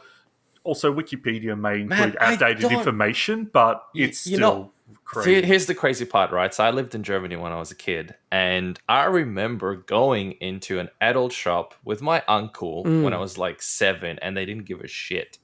Like, and the hardcore pornography that they have in Germany, you know, they're known. Like when you go, Alright, when you remember talk we're about, on the podcast. I know. I'm not going to go into the details, but you know, there's a thing on the internet that's like, wow, it's like it's German porn, Yeah, which yeah, is yeah. you know considered like the Alright. extreme of it. I think it's no. I think that's a word. It's that, so I think that, weird that they have that inconsistency, though. I think that point is worthwhile because it does feel like it's like Japan's the same. It's like, well, you censor this, but you don't censor this other crazy it's stuff. really you know? inconsistent. No, but It's see, so I inconsistent like what they censor and what they we're don't. going down this insane rabbit hole at the moment, but just to add to that's it the and go further discussion, down. that's the discussion. But, okay, so for me, I was talking to my wife about this last night. I'm like, how insane is it that you can like bash a woman and blow her head off, Yeah. and like pay her for sex in a game and Yep. kill her and get the money Yep. back? Yep. And, you know, if you inject morphine to give you an advantage. And by the way, like, just so everyone's clear, Disco Elysium, I haven't played the game, but just hearing people talk about it, it handles these themes in a way of saying it's not a positive thing. It's not Yeah, actually absolutely, yeah, glorifying it. So, like, just to be clear, it's not actually putting it in a positive light anyway. That's then banned. So, to me, I get what you're saying, Mike, but I don't feel it. I don't feel like, you know, sex and all these kind of things, the way that we treat it in the more Christian Judea, like, you know, England, Australia, those kind of places, US, the way we handle sex and violence, to me, is the opposite way around. Like, we're way too liberal on, oh, blow someone's head off, that's fine. And then anything intimate is like, oh, no, this has got to be banned. But and that's exactly yeah, what I mean. yeah, Yeah, yeah, it's yeah. so it's our values are so weird. In it's that warped. sense. It's very warped. It's completely Yeah. warped. Yeah, I mean, and if ultimately all you're trying to achieve is the betterment of society and ensuring that people don't, I don't know, get influenced by these things, well, look elsewhere as well if you want, because Yeah. there's way worse things that are actually happening that could influence people in a negative way. And, So. and look, I think the last thing that I'll just say on this one is that the thing is they do all this stuff, and then all you have to do is like what I have an eShop account for the US. Yep. Just jump on the eShop for the US, and then I buy the Final Cut for Disco Off you Elysium. go. Yeah. It makes no difference. So it's all very, very silly and unfortunate, really. All right, well, let's move on to the next story, which is a little Swinny fest. So AC Valhalla, Assassin's Creed Valhalla, had an update and DLC news this week, Swinny. Yeah, so it's gotten one of its biggest updates, including the long-awaited ability to transmogrify the gear of your character, which is something that they had available in Odyssey, and they took a little bit longer to get it out for this one. But for people who are complaining, I mean, come on, like, just think we're in the pandemic. Like, stuff is going to take longer than it has in the past. It just will be. So version 1.2.0 adds a whole bunch of stuff, including that transmogrification, as I said. So you do that by visiting Gunnar in Ravensthorpe, your home settlement. But this time, unlike Odyssey, it costs 50 silver in game. Is that a lot? How much is that? It's in not game? a lot in game, but the problem is that by that point you've looted nearly everything, so finding it is a little trickier. Like it just to me it's weird. And people have theorized why they've done this. It's because you can purchase silver from the microtransaction store. The Ubisoft special. The Ubisoft special. Yeah. So that could definitely be it. I don't know. Look, you'll probably have a bunch of silver, but if you want to go ahead and do like a whole bunch of armor sets, then you're probably going to run out pretty quickly. So when you modify those items, they're marked as a star in your inventory. So at least you that can actually pisses me off, to be honest, because it's such a thing that people have been wanting, and it's a single freaking player game that linking into something that may, by the sounds of it, have something to do with having to purchase that with real life money. That's just lame. Come on, at what stage do you go? Just make it normal everyday in-game currency as opposed to some bullshit that requires you to pay real world money for potentially. That really pisses me off when they do stuff like that. So also in this update, you get there's a new skills available. So one, Fearless Sleeper, which is an AoE attack. There's 2 loot-based ones, where one is Raven's Loot. And this does not make sense at all, but I don't care. It's great. The chance to loot automatically from people you kill with your bow and arrow from at a range, which is cool. It's just like such a stupid concept. But you just have to go, it's Animus. It's Animus. It's the Animus. But it's a game. It's a video game, right? Yeah, exactly. But the whole thing's in a virtual world. But also, all your there's so much of that stuff in this game. It's ridiculous anyway. And also, there's an ability that gives you a high chance of looting food items from enemies as well. Is that important in the game? Having not played it enough to. I mean, it does. If you're in the middle of battle, it means you can get rations back quickly. Okay. So, right, gotcha, which is cool. you need to heal yourself. So that's pretty quality good. of life thing to heal yourself. Yeah. Also, a new camera option which brings you closer to the character. So I wonder if it's closer to like something like you God of War, but then it zooms out during combat. That does not sound appealing to me whatsoever. But at least there's more options, and lots of bug fixes. And one of my favorite patch notes was that there are now more cats throughout England. That's awesome. They're also adding in a new. My 70-year-old niece will love this game now. They're also adding in a new Easter Ostara festival, which is running. Should be available now. I haven't checked it myself until the 8th of April, which is things like egg hunts. Apparently, fight spirits. I don't know how that's going to work. And Eivor can become the May Queen. So I don't know. I'm assuming both male and female Eivor can. So that'd be pretty funny. Yeah. And they also announced the release date of the first DLC expansion, which is set in Ireland, called Wrath of the Druids, which is the 28th of April. So I'm super looking forward to that. I might give it a little bit just to see if there's any bugs. Bugs? Assassin's Creed? No way. Yeah, no. exactly. Well, no, he's only worried. He's not worried about bugs. He's worried about bugs that may screw up an achievement for him. But I'm worried about bugs that might screw up your game, Mike. That's a worry for Achievements. everyone. That's a worry for because everyone. ultimately it's going to screw up your achievements. Mike, this is Assassin's Creed. I don't like. I play these doesn't games play for because I achievements. also like these games. I know. I'm just giving you the shit. Would you say Odyssey's the best one in the series, though? So there's also it's not available yet, but apparently they're soon adding a new mode called a Mastery Challenge, which apparently, and I haven't tried this yet, so they added something called River Raids a little while back, and apparently seems to be a similar version of that, but more combat orientated. So yeah, some neat updates. It's a shame about the transmogrification. By the way, sorry, I completely forgot to mention what transmogrification was. That is a big oversight. So basically, for anyone that doesn't know, it's something very popular in like your Diablos, where you can basically change the way your gear looks while retaining the stats of the gear. I think it came from Diablo, that term. Very didn't it? very I think it possible. did, yeah. Very From possible. Diablo 3, So, yeah, that's what So you that can is. keep. You have like the most powerful gear in the game, but you could look like it's your Lioncloth. Simple thing you start off with. 100%. Yeah. That's all it is. Just a loincloth. I thought you said I'm assuming that's what Lioncloth for a I second. did actually say that. I did say loincloth. I meant loincloth. Cloth for your loins, Yes, okay. not for your lions, or a cloth made out of a lion. What would a lion's loincloth be Support called? animal cruelty here. That's the update for Assassin's Creed. Could you imagine a lion wearing a loincloth? Yes, A I loin. could. It's a it would pretty be easy a visual to loincloth imagine. lion. All right, let's go to my favorite segment of the week. So, the bargain bin for the week commencing 21st of March 2021. This has been actually a huge week for Bargain Bin, so we'll get through it pretty quick. Epic Game Store, as we always start, The Fall is currently free until the 26th of March. For the Switch, all mainline Final Fantasy games are 50% off until the 24th of March, which is just a couple of days, including World of Final Fantasy Maxima. Axiom Verge is 50% off, $13.50. Star Ocean First Departure R is 50% off, $16, and Cloudpunk is 40% off, $22.50 until around the 24th, 25th of March. Nice. The big one was both with Xbox and PlayStation. I'll cover the PlayStation and hand over to Swinny for Xbox. With PlayStation, as part of the Play at Home initiative in 2021, similar to what Sony did last year, there's 10 games that they're offering for free. So this is just for free. You don't have to have PlayStation Plus or anything like that. So starting from the 25th of March for about a month, you can get Abzu, Astrobot Rescue Mission VR, which is awesome, Enter the Gungeon, Moss, Paper Beast, Res Infinite, Subnautica, The Witness, and Thumper, which like pretty incredible. And then also from the 19th of April, they're giving away Horizon Zero Dawn for free. So That's so cool. unreal value. Well, I mean, Awesome value, value, yeah. it's like it's absolutely free. On So- top of the free games they gave you so if you were lucky enough to get a PS5, you already got an awesome catalog of really good quality games. If you and on get top of that, PS you're Plus. getting If you this. get That's PS so Plus, cool. yeah. Yeah. And then we'll hand over to Swinny for Xbox. Yeah, so some big updates this week. So first of all, the big one that integot was waiting for is EA Play games have been added to Game Pass for PC finally.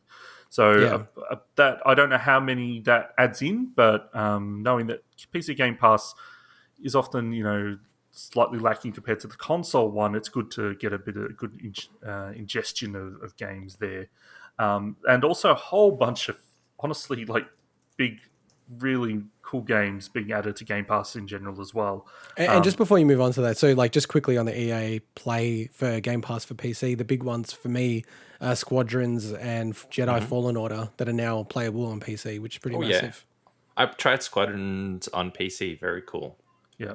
So with Game Pass, generally speaking, we only cover like the highlights. These aren't all the games. There's so the big highlights for us. So available now, you've got Undertale on console and PC. This is the first time it's been available on Xbox, so they launched straight into Game Pass. Nier Automata Become as Gods Edition is available on PC Game Pass. It was already on console. Outriders is available. Available now. No, I think that's available. Yeah, it's available April 1st. Sorry, I got that wrong. I'll remove that from the list. So Outriders is coming. Start again. April Start the whole 1st. podcast again. Yep. It's coming April 1st on console. Hey, Outriders.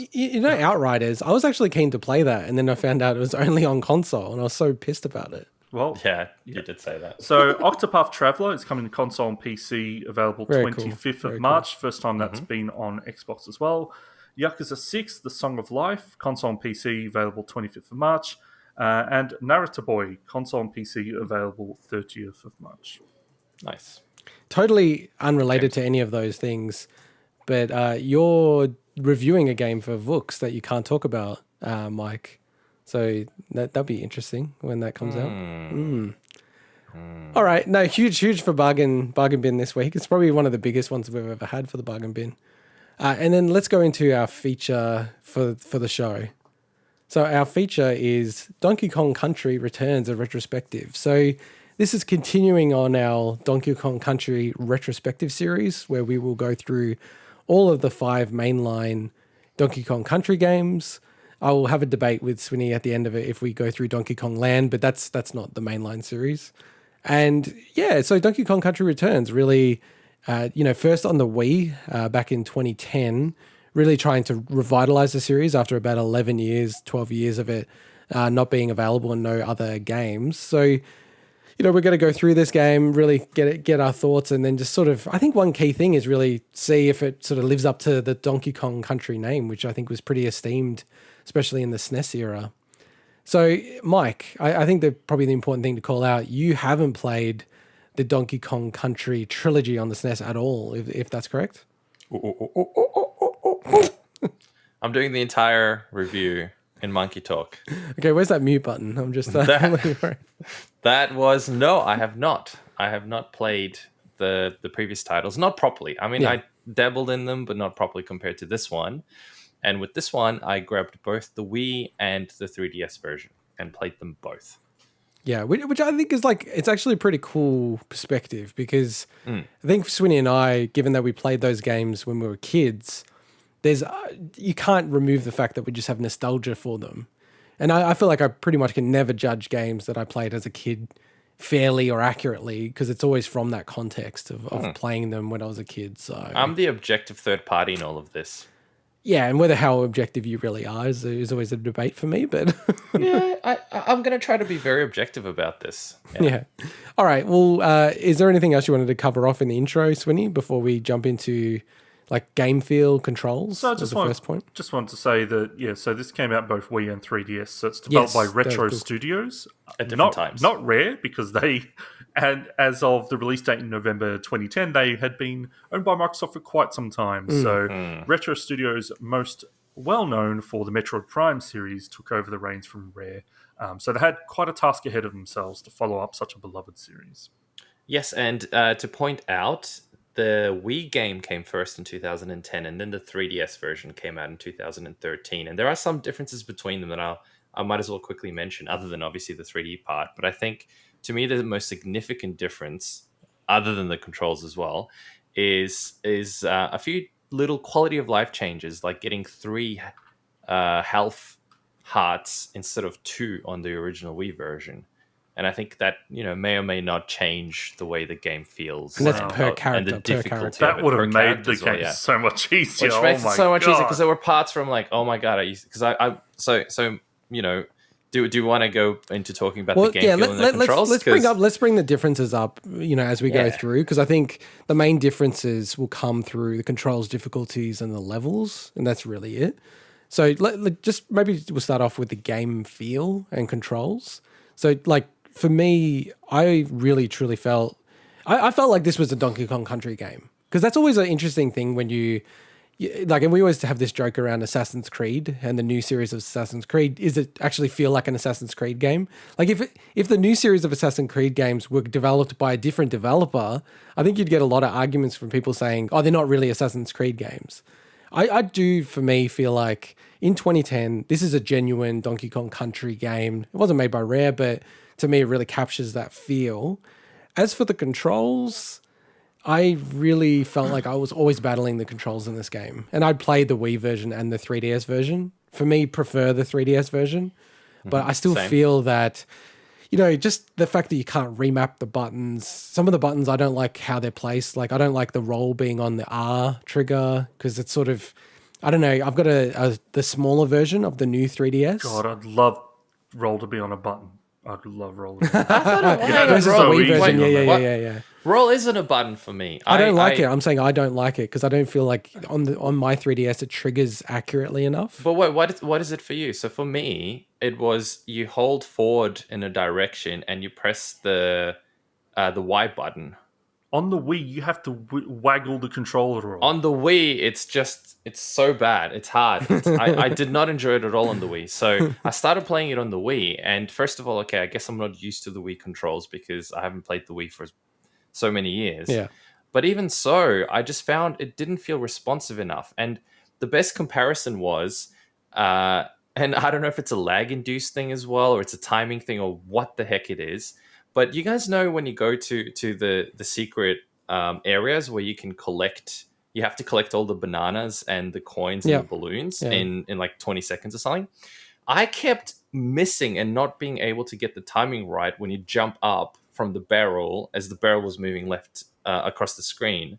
My timing was always slightly off, so I wouldn't be able to get it. The moment I played it on the 3DS, got it no problem.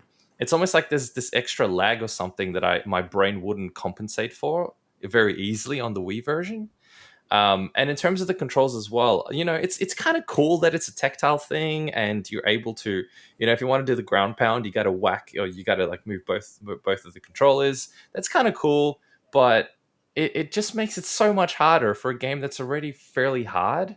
Yeah. That the controls end up just making the game even harder just because of the way the controls are. Because Swinny, you only played it on the Wii. You can play it either Wiimote just by itself, so it's like on the side, like a NES controller. That would be horrible. Or you can play as Wiimote and with the nunchuck. Yeah. So how did you play it? Yeah, so definitely Wiimote and Nunchuck. And I just want to say, just first of all, before I start getting into the negative stuff, is that I love how smooth the game feels. When I didn't experience what you're saying at all, Mike, in terms of like the actual button inputs or anything. I had no issues with that, with one exception, which I'll get to in a second, that kind of combines with the motion controls. The game, to me, does feel very different from the SNES games, but not in a bad way. So the pace, the feel of the game is almost perfect for speed runs. If it wasn't for the control thing, just you constantly feel like you're moving unless you are looking for secrets. And any time that the game forced you to stop, to me, that the flow or the feel suffered because of that. And I noticed that the most when I was kind of rushing through the last few worlds to make sure I'd beaten the game before before the show, is that anytime it felt like you had to stop and do something, it just didn't. I just wanted to keep moving, but oh my god, the Wii controls are just terrible. They are terrible. Like first of all, that waggle. So it's the same action to roll, to ground pound, and to blow air. All exactly the same action. So obviously for ground pound, you're just standing still. For roll, you have to be moving forward, and for blowing air, you have to be ducking. The problem with the ducking thing, this is the biggest thing I had, is that I generally, when I'm using a Wii nunchuck, and I hadn't played it in a while, but I'm generally pretty relaxed with my hands, where my left hand that's holding the nunchuck is kind of on an angle a bit. So a lot of the times I will go to press down, but because of the way the nunchuck feels, I don't actually press down all the way because it's like on an angle. And the problem is that, look, that is me, but I also don't want to sit there like a robot holding them exactly upright, because that doesn't feel right. It's just, to me, that whole blow air thing, take that away from the game, it loses absolutely nothing. To me, it was the most... Honestly, I didn't even know you could blow air on the Wii version. You can blow air on both. Yeah, I know that, but it's only when I played the 3DS version that I figured out you could actually do it. So I didn't what even know would what the control for blowing air was on the Wii. What would happen is that I would like I'd go to do a ground pound, to blow air, and I'd roll off the edge of the stage. All the time. I've had that. Whoever as well, made the decision, and I don't think it was Retro Studios, of absolute stupid design choice to not allow the Wii Pro Controller to be used for this game, can go to hell. Yeah. It almost ruined what is otherwise a really good game. Oh yeah, this game would be so much better if they just allowed that. So, but the problem, the trade-off is, I would definitely prefer to play it with buttons. But then the thing is, you don't, obviously, the 3DS version, obviously, which I haven't played, comes with a lot more to it. But then you're not playing it on TV in 60 frames, So it's like, oh man. Yeah. And but imagine if you could have the best of both worlds. Play it on TV at 60 frames and use a normal controller, so you don't make dumb things where you just roll off the edge just because the controls are shit. So integot, how did you feel swapping between like all that? Like, did you, when you played the Wii version, did you have issues with that and you moved to the 3DS? Yeah, look, and I think I've said this to you guys before you started playing the game, because I played it quite a bit on both platforms. I really genuinely feel like there's no perfect platform to play this game. Like, there are trade-offs with the 3DS version. It chugs sometimes. So, as much as, I've got super high frame rate, high refresh rate monitors. Like, one's, 180 and the other one's 165 or something like that. So, I care a lot about that stuff. But I can play a game if it's a solid 30. Like, if it's locked 30, I can get into it and play through it. And it's not as good as the 60, but I can play it. But the thing I hated about, like, the 3DS is it chugged at certain points of the game. It dropped to, like, 20s, even maybe high teens frame rate. And it really, like, affects the game. It makes it so hard to control. And it's always the critical parts whenever it started to chug. So it's really tough. Like, I found the game... I think the biggest thing is why they didn't allow it to have a Pro Controller, like the Wii Pro Controller, as a playable option. It seems to just make no sense why they would have done that. Because if you're making this game, you definitely would want people to play it in the best way possible. So I think probably ultimately still I go on the 3DS route. Same. But just going to like the game feel again, like the one thing that kind of frustrated me is, and it goes into the thing about sluggishness. Like, they talk about this game being Donkey Kong and Diddy Kong. And, it's like obviously in the title, Donkey Kong Returns. Donkey Kong wasn't in the last two games of the Donkey Kong Country trilogy. You could only play as Dixie, Diddy, and Kiddy Kong. So yes, it makes sense that Donkey's back, but I've always hated Donkey. And I've always said that. Like, I don't like playing him in these games. And I must admit, I for a second thought, wait, can I play as Diddy Kong in this? And it's like, oh no, he just rides on the back with a jetpack. Yeah. And I just really don't like controlling Donkey Kong. Like, I played through the game, really enjoyed it, but ultimately I still would rather have played as Diddy Kong or someone else in this game rather than as Donkey Kong. Oh, you know what it is? I think about it as well, and maybe this is overdone. It's that DK feels like he's got some momentum to him. Yeah. Which is kind of a cool thing to include. The problem is then it becomes, I don't even know what the word for it is. It's not as accurate. There's certain times when you say, I try to jump onto a character, but because of the momentum, I end up getting hit by the character again. It's hard to even describe it. It just felt like the controls weren't tight enough.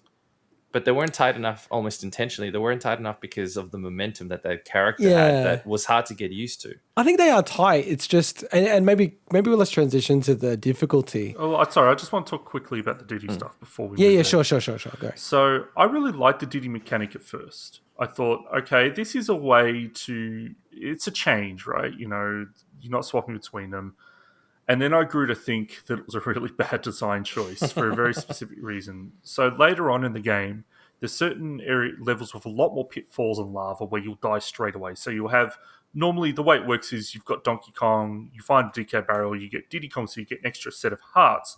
But when you lose those hearts, Diddy Kong disappears and you're back to just Donkey.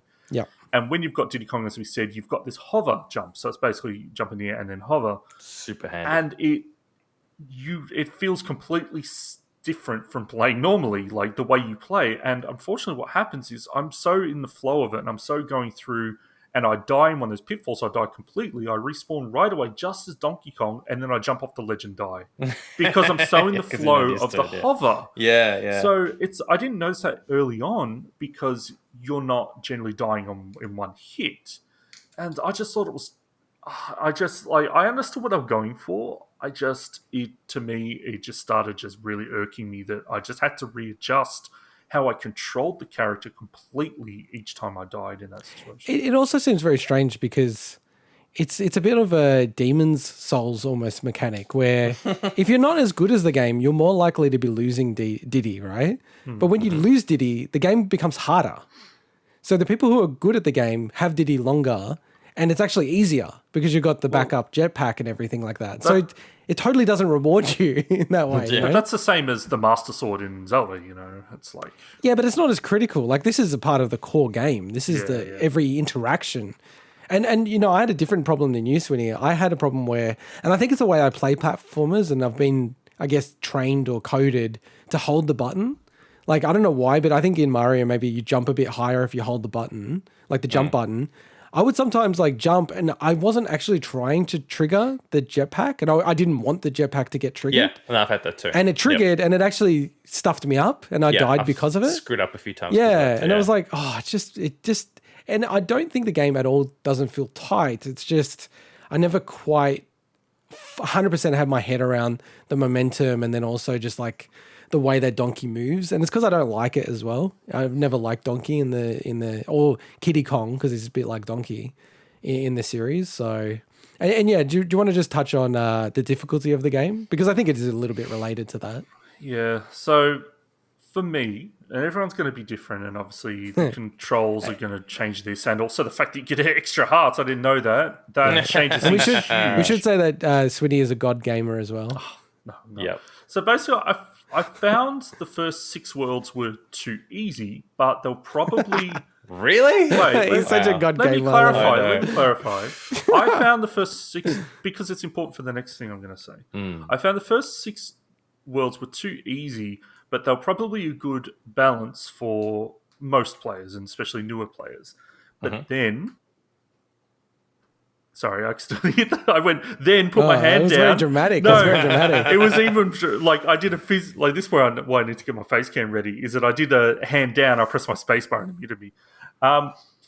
Then the last 2 worlds were just frustratingly difficult. It was like it was like what they did to me was they're like, okay, we've finished the first 6 worlds. Let's take the week off and get the intern to make the last two worlds. That's the way. Like it just felt that's like rough. That's oh rough. man, they were badly like we'll get to the levels in a second. I've got a whole thing, but basically I found that it was a good balance for the first 3/4 of the game, and then just went off the walls in the second part. Because how did you find the difficulty, Mike? Oh wow, because that's as far as I got. So I think I got up to World 7. So you got to the I easy part.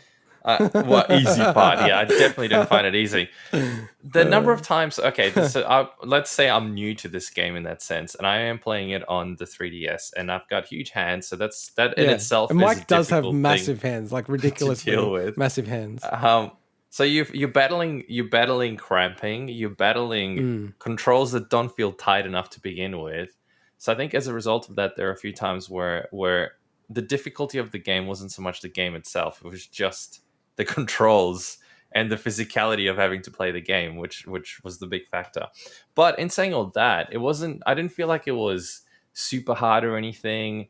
It definitely, felt harder than a Mario game or something like that. And there were certain parts where I went, how the heck are you supposed to really get some of the puzzle pieces? At the start, it seemed easy. And then later on, you go, geez, you have to be so precise with when you do a particular jump. The difficulty for me was actually quite hard. It also didn't feel like, even within the first seven levels or 7 worlds, it didn't feel like it always there wasn't a smooth curve. It felt like there were certain levels that were a lot harder earlier on, and then or midway through, and then the next bunch of things seemed so much easier. And I also got a little frustrated at the difficulty of the minecart levels. Oh yeah, I'll touch on that soon. This isn't necessarily something that everyone is, but there were times where I'm like, man, like there's spikes that you have to duck under these spikes, and then you literally get a split second to jump with the card right at the end. And the number of times I jumped too early and died because I would wreck those spikes. Can I ask? Like I would lose like 30 lives in one go. Can I ask? Is the not so much that specific thing, but it's also the fact that you're playing it on a 3DS and it's a lower frame rate. It's absolutely. The frame rate. The frame rate screws you up as well. Absolutely kills you. We'll get to the. Maybe we'll talk about that when we talk about the Minecraft level. That kills you. The cramping, the fact that I'm basically holding the 3DS like this because it's so tiny. Yeah, all those things just did not make it an enjoyable experience from a difficulty perspective. Overall, and we'll talk about it in the overall thoughts. It was an enjoyable experience. It's just the difficulty wasn't difficult because the game's difficult, like say Dark Souls, where they give you tight controls. The only reason you screwed up is because you screwed up. No, this is like I'm fighting the controls and I'm fighting the frame rate and I'm fighting things that have nothing to do with the game itself in that sense. Yeah. Look, like, first off, the game is hard, right? For the era it came out, 2010, the game was hard. It's not NES hard, and also the context is, Swinny's a god tier gamer. Phil Spencer himself nominated and invited personally Swinny to join the Xbox Hall of Fame. So I'm like, I understand, but to me, it's like the first part of the game isn't at all. It's the second half. No, but dude, like that's just like going. Roger Federer goes, plays a bit of squash. Oh, this is not too bad of a game. It's pretty easy. It's like genuinely, you're very good at, especially platformers. That's your like specialty. You're very good at platformers. So 100% this game is hard for its era. It's not NES hard. So from that scale, like as any NES game, it's probably like easy. It's not hard in the NES level, but yeah, like as a game that came out in 2010, definitely a hard game. The thing I just didn't like about it is like about the difficulty is 100% agree with you, Mike. I felt like I'm either battling the Wiimote or I'm battling the 3DS to just convey what I'm trying to do. Like sometimes when I'm trying to press the shoulder button, the R shoulder button, like it just wasn't triggering sometimes. And that's probably on me to some degree, but I don't know. I just found it like really frustrating to play at times. And I did find the game to be cheap in the way that Donkey Kong Country was cheap, like number 1. Whereas I felt like number 2 and 3, they removed a lot of that cheapness out of the game. And I'm not sure if it's a bit of an homage to the fact that the first game was a little bit cheap at some point. That's an interesting statement because, we'll get into the whole Donkey Kong Country 1 comparison. Yeah. I don't know, like my views, maybe it's a bit of an element, but I didn't ever think that was a good thing in Donkey Kong Country 1, and I said that before. And the last thing is, before we move on to the levels is, man, the world checkpoints drive me nuts in this game. And you wouldn't have faced this, Swinny, because you just breeze through the game in like 3 hours. But for me, like where they put some of the checkpoints where you had to restart stuff, it's like, why are you making me go through 15 seconds of the level where there's no difficulty? It's just like going into the minecart or something. Like it was just so annoying. It was just like, why did they place it here? It's almost as if the playtesters were like Swinny and they found the game too easy. So they never got frustrated with it. I didn't find that to be an issue until those last few worlds. But Yeah, well, that's what I said, right? Because you just didn't no, even need the but checkpoints. also just I think the fact that I just think they were more poorly placed in the last few worlds as well. Nah, I totally don't disagree.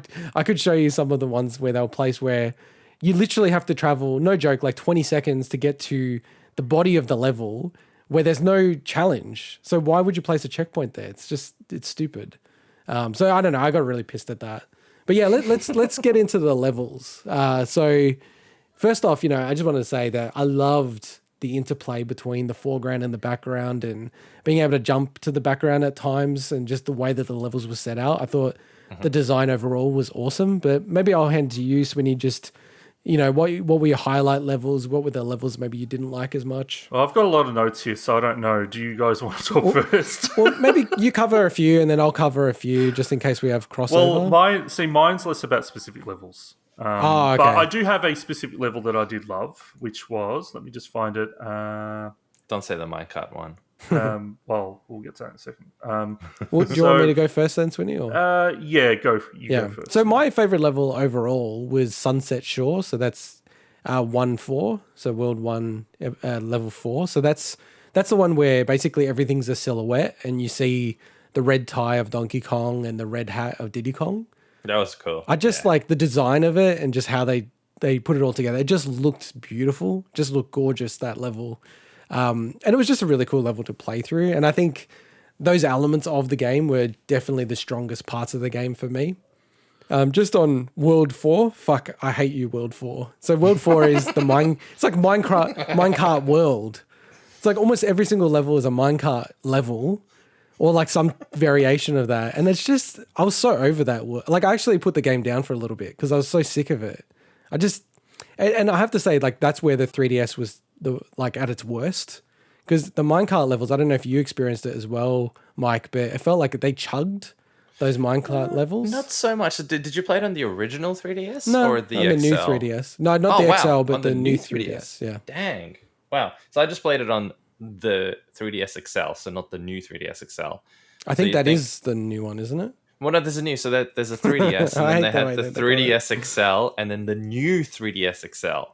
And there's certain games, from my understanding, that only run on the new 3DS XL. So the original 3DS XL can't run those games. Are you sure there is a 3DS? Yeah, and then there's 3DS the 2DS XL? I don't think there XL. is. No, there is. There's a 3DS XL. I have one. Oh, okay. Yeah, you're right. So I've got a 3DS XL, but then they revised it and they released the new 3DS XL. So and there's certain games that only run on the new 3DS XL, not on the original one. Yeah, and like then 4 there's games. the 2DS XL, which I think supports all of them, but obviously just in 2D, which came after the fact. So, but I look, yeah, absolutely did chug and stuff, but it wasn't. I don't know, like it wasn't necessarily. I didn't notice it to the extent where I go, this is super horrible, I'm putting it down. But it was absolutely noticeable. But one thing I'd say about the levels, as someone who had never played a Donkey Kong game to this extent, is I actually really like the variation. A lot of platforming games that I think you get nowadays tend to have, different looking levels, but the controls and the mechanics and everything are largely the same. Whereas with something like Donkey Kong, it was really cool that you'd play one level where you're in a cart. You'd play another level where there's a new mechanic kind of introduced. I really feel like there's a real cool variety in the types of levels that you get, if that makes sense, and the mechanics within those levels. So that to me was always interesting because I was always like, okay, what happens next? What's like a cool new thing that I get to experience in the next one? So they keep the core mechanics the same, but that they introduce all these cool new things that I really, really liked. And I think there's very few games nowadays, or at least in recent memory, that had a similar feel to it. Yeah. And I really, really like that about the levels. Yeah, I think for me, it was just that I felt like it was too much of a good thing. having so many minecart levels in one world, just one after the other, which it was too much. They never did that in the original trilogy, and I don't know. It felt like it was kind of a brave thing to do because if they did it well, it would have been like, oh, how cool was that world? But I felt like it was either going to be really good or really annoying, and for me, it just landed on. I'm kind of over this, and I didn't like how cheap the minecart levels were compared to Donkey Kong Country 2 and 3. It felt like a lot cheaper. It felt like more in line with Donkey Kong Country 1. So there's some of the highlights. I really like the overworld stuff with like World 7, where you had to activate the 3 switches within the levels, the 3 different levels, to then release the rocket ship. I thought that was such a cool thing. I always love when games play with their levels and then the overworld itself. So yeah, there's like heaps of levels in this game that I did like and thought they were really, really interesting. Maybe, Swinny, are you ready to go through some of yours? Yeah, so basically, I thought the first 6 worlds had some of the best platforming level design I've ever seen in a platforming game. I thought they had awesome gimmicks, but just as you said, the jumping between the foreground and everything, like the environmental destruction, like the set pieces as you're blasting through ruins with barrels, like there was so much going on, and it looked fantastic. Obviously, I wish it was, we'll get to the graphics in a second, but I'm looking forward to Tropical Freeze. Let's just put it that way. Well, and I should have called this out already, because have you played Tropical Freeze, Swinny? No. So I have. So I feel like I probably should have said that right at the start of the review.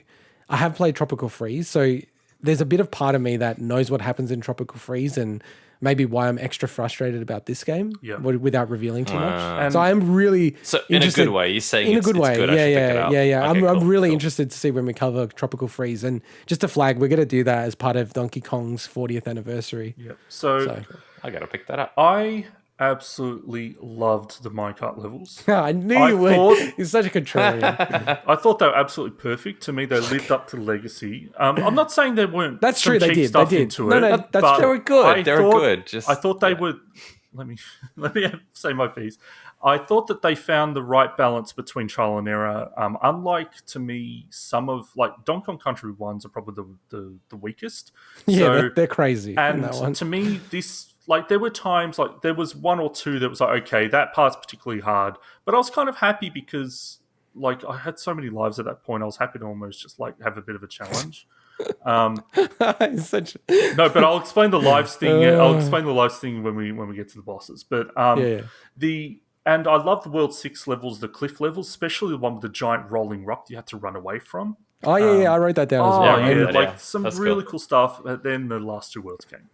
So Prehistoric Path in World 6, it was one of my favorites. And Wadey Way, which was 6-3. So 6-2 and 6-3 were, I think that was a highlight of the game for me, those 2 worlds and 2 levels. So those last 2 worlds, right?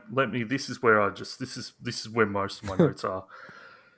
So I already said that, like the change between, to me, like, so we're talking the factory and volcano levels. I think it's volcano. It is. They went from, to me, having really smooth design and enemy placement to just horrible trial and error and enemy choices that just don't make sense thematically, but also just horrible for positioning. Like, do you remember those totem monsters that are like have a blue flame around them, so you can't jump on them? Yes. But then they spit the things, and then suddenly you're trying to land on platforms with them, but you got to wait for them to spit twice before you can jump on there, so you're just waiting. It's like, what is going on here? But would you always kill them? Because I would always kill them to get rid of them. You know why I wouldn't? Is because to blow them, I had to hold the controller down, swaggle the Wii remote, and I was worried I was going to roll into the fucking thing. That's funny.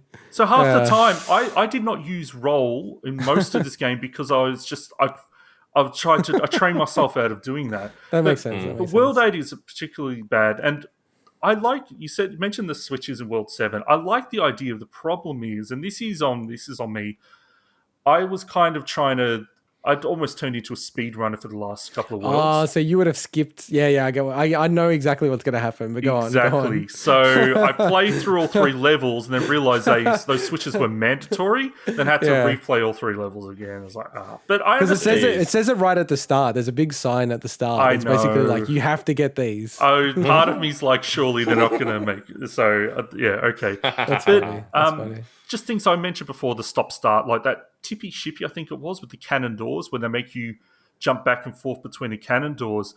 I like the idea, but I just, again, it stops the flow. So to me, I didn't like level design. But the worst, to me, the absolute worst level is called Bobbing Basalt, or is it Basalt? Is that how you say it?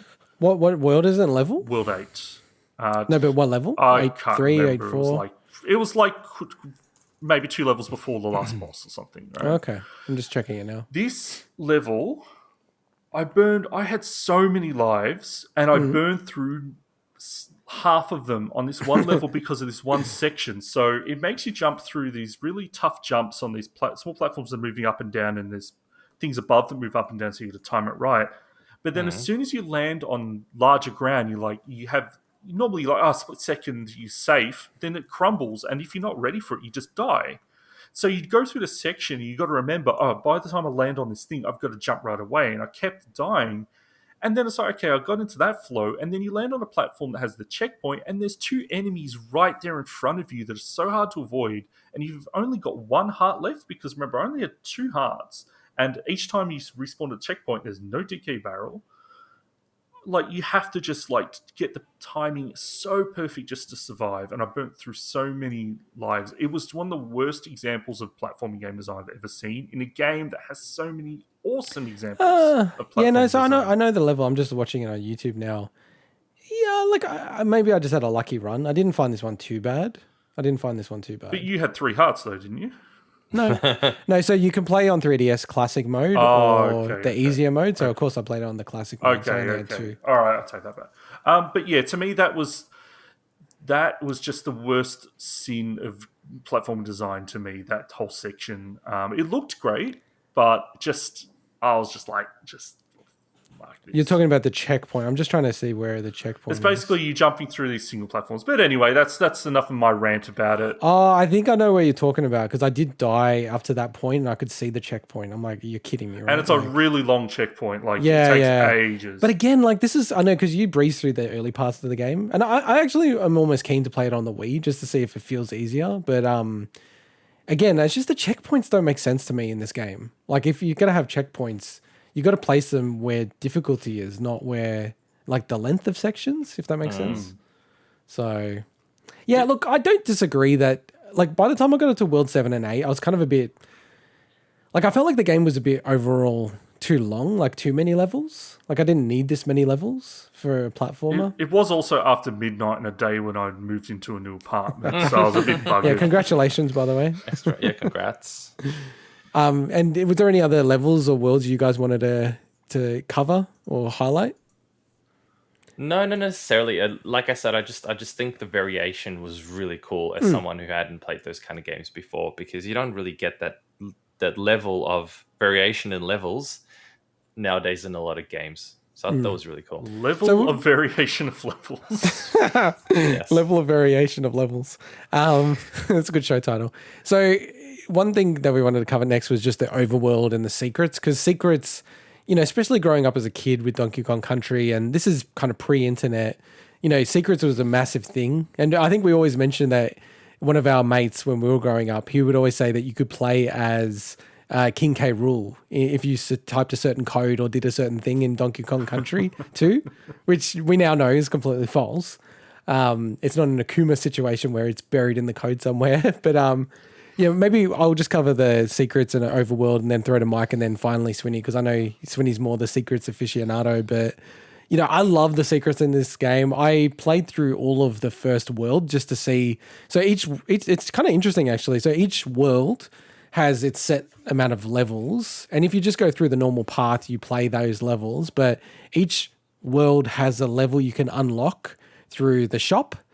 But then also each world has a level you can unlock through collecting all of the Kong letters from memory in each of the levels. Do it. Yeah. And then those levels are next level hard. They are way harder.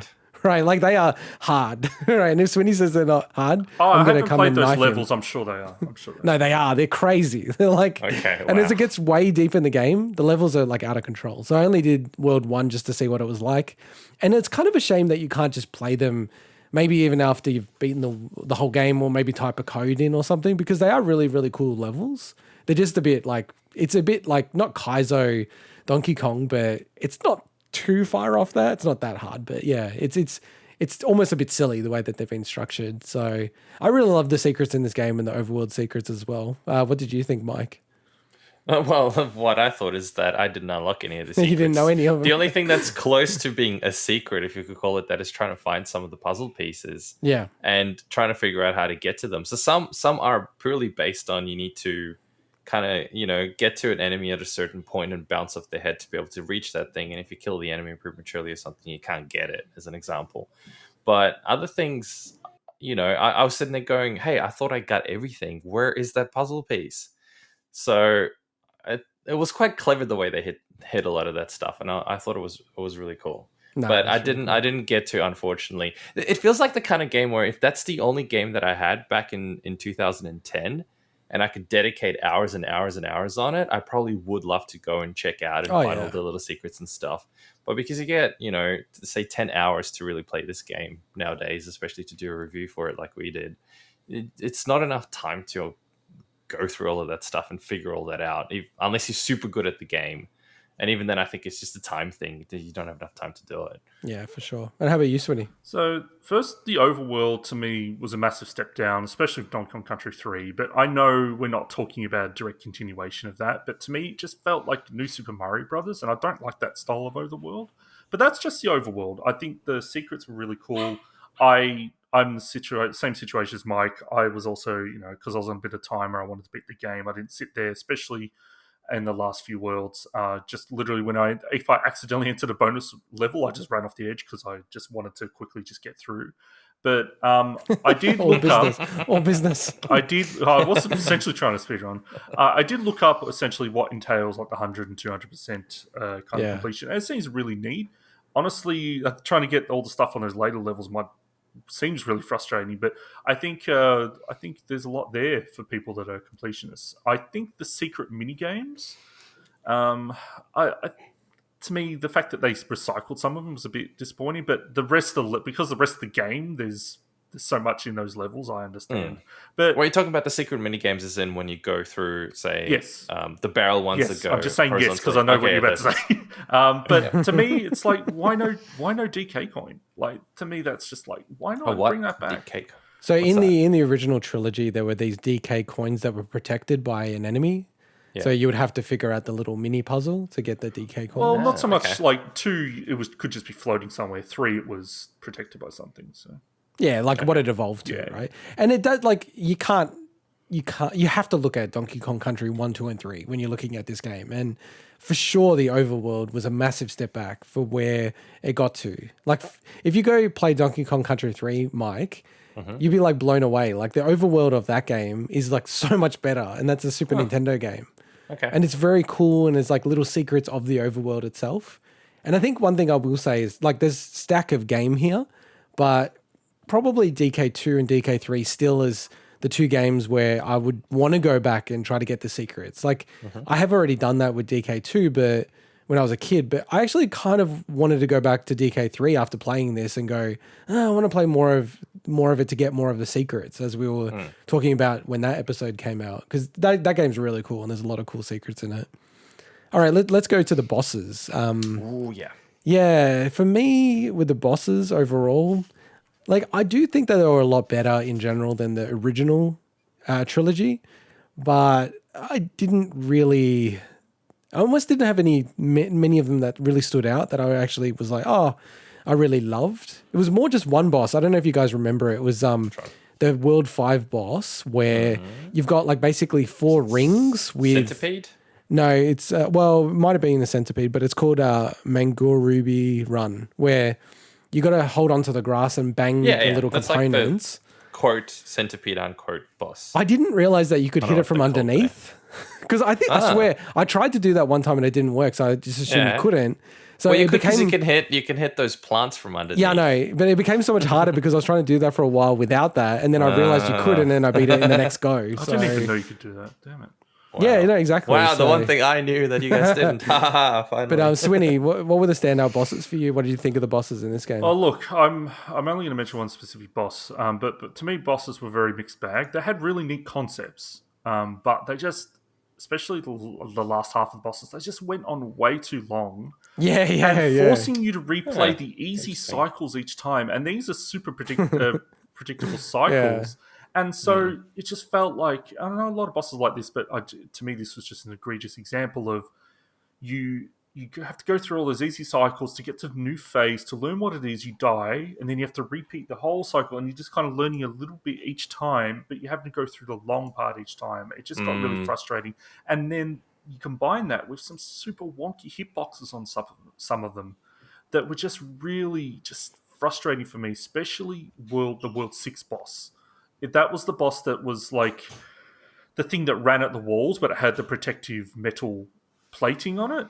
And the hitbox on that, hitbox on that thing was so frustrating. You have to go through the cycles to wait to get past all these attacks that you couldn't hit him on, just to get to the next part, and then you miss that chance and go through it. It was like integot. Do you remember that robot boss in Donkey Kong Country 3? Oh yeah, the weird one. It's like they looked at that boss and said, let's build all their bosses around this concept, whereas if you miss this one opportunity, you've got to wait for this whole cycle of bullcrap each time. And the last boss was just... Well, can we save the last boss? Okay, let's save it. Let's save it. But, you know, I think that this game, during QA, they were just like, the bosses are too ridiculous. Like, not saying that they're super hard, but they're just not like... And I don't want to blame the hitboxes, but it does feel a little bit like that. Like, they're just pretty punishing because the amount of hearts that they'll give you for free is insane. They were tough bosses. They were really tough bosses. Like, they were just... This is really weird. This is so weird because I found the bosses were not a problem at all. But did you go through the World 6, 7, and No, see, that's the thing. So I didn't do the World 7 and 8. Oh, and you also had 3 hearts, though, didn't you? And I also had 3 hearts. Makes a huge difference on the bosses. That is pretty much like, it's almost a different game at that stage. To me, but still weird. Like I was screwing up in the game itself, but then the bosses, I'm like, oh, okay, this isn't that bad. Yeah, I think like. But the thing you're is, right. It's probably because of the two. With the two bosses, 3 I would die normally, but I'd feel like if I had 1 extra heart, I would have been fine. Yeah. So Exactly. having 2 extra hearts would be massive because you get 3 sorry, per I character. cheated. I unintentionally. No, you didn't cheat. realize. I actually feel like they felt the game was maybe a bit too silly, like with the 2 hearts.